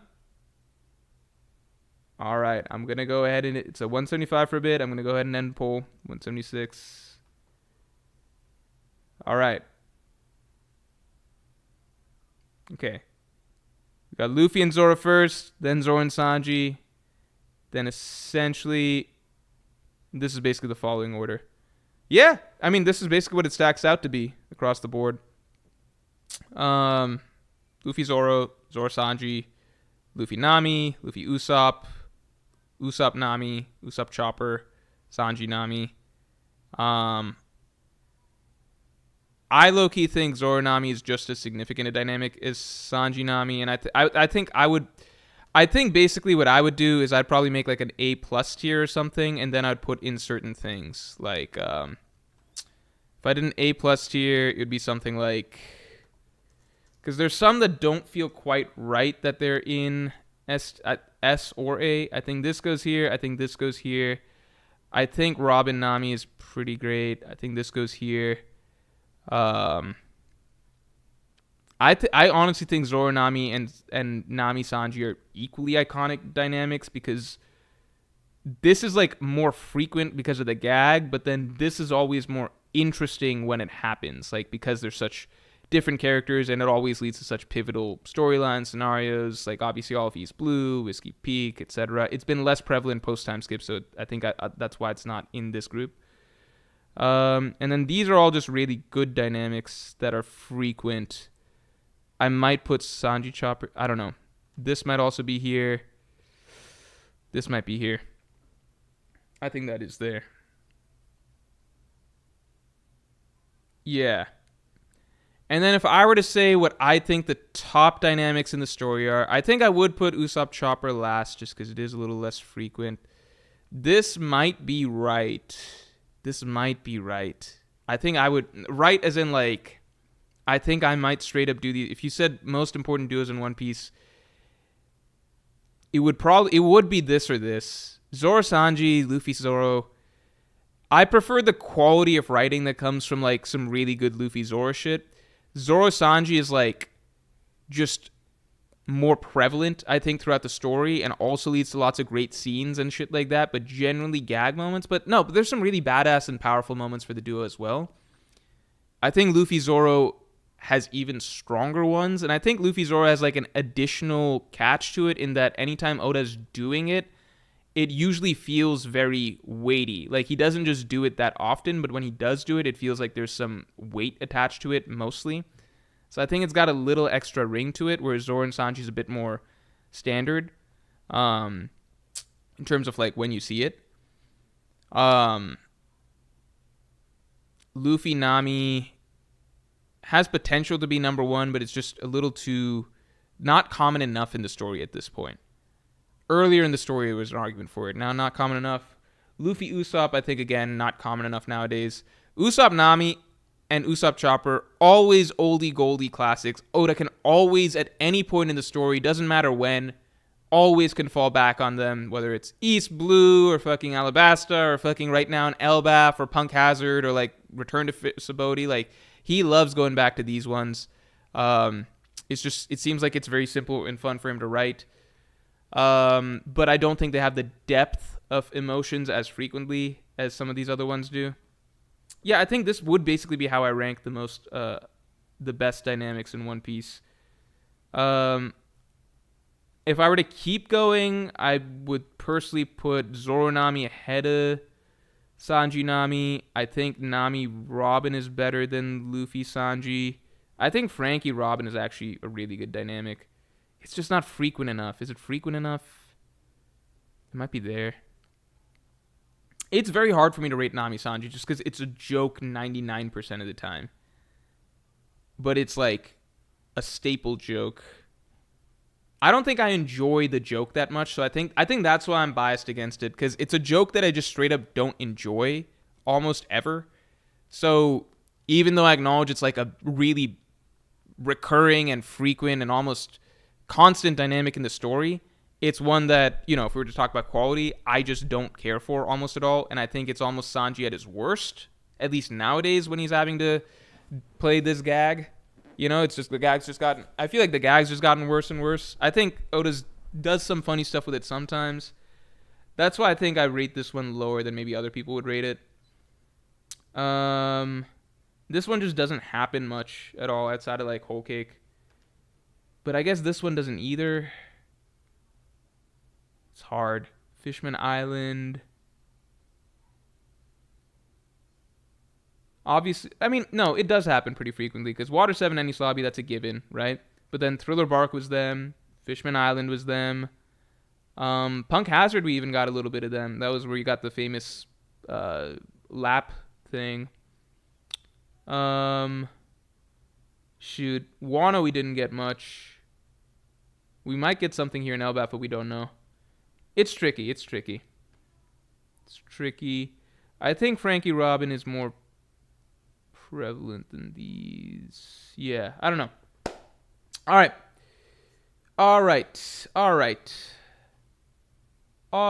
Silence says Jinbei took an Akainu hit for Luffy. All the Straw Hats have put their lives on the line for Luffy. Zoro did nothing happen. Sanji's ready to kill himself too. All the Straw Hats have done like crazy shit for Luffy. The actual duo, I'm never fucking excited when it's like Luffy and Jinbei on paper together, because there's not really any dynamic for the two characters at this point in time. There just isn't. There's nothing like Jinbei's like an NPC when he's with Luffy, right? With these characters, they're actually good duos. Like, there's dynamics that come out of these scenes.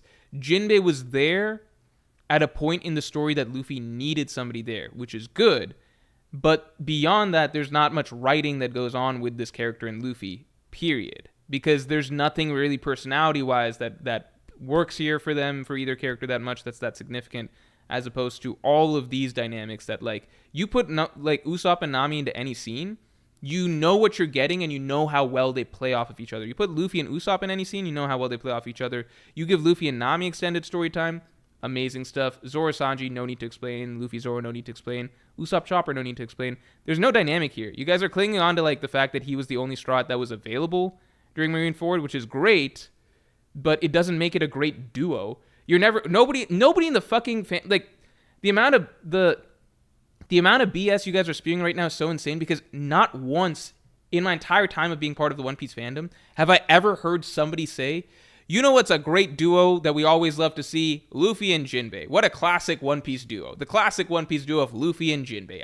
Oda with another classic Luffy and Jinbei chapter. The fuck does that ever happen?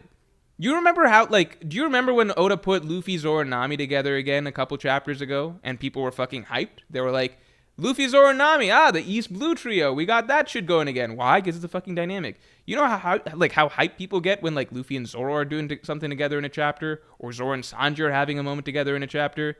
Like what the fuck? Luffy and Usopp, everybody knows they're a fucking two peas in a pod. They're a fucking duo. Usopp and Nami, they're Usopp, Nami, and Chopper. They're the fucking like cowardly trio. Like we know the dynamics. They're like classic dynamics in the story, right? Not once in like this is the amount of BS that you guys are spewing is like so insane because you've actually deluded yourselves into thinking that this duo exists. It's not a fucking duo. It's fucking Stockholm Syndrome is what it is because there was one arc where Luffy had no other Straw Hats available except this fucking dude. And so you guys have deluded yourselves into thinking that, it must be a pretty good duo. No, you fucking Stockholm Syndrome. What the fuck? He was the only one there. It was just him. There's not a fucking duo. It's just, he's the only one available. This is fucking insane. This is gonna give me an aneurysm. We're gonna have to shut stream out here. This is actually insane. The Luffy and Jinbei duo doesn't exist. It's never been a thing in the story outside of the arc that there were no other fucking Straw Hats in the fucking story, right? So whatever this imaginary duo you guys have concocted of Luffy and like Luffy and Jinbei, fucking Superman and Batman, ketchup and mustard, it's not a real thing. It's not a real thing. I'm closing stream. I'm doing this. I'm dropping it to B because it's not a real thing, unlike these other duos. All right, we're moving along. Thank you all for tuning in. I appreciate you guys tuning in. That's all for this one. And yeah.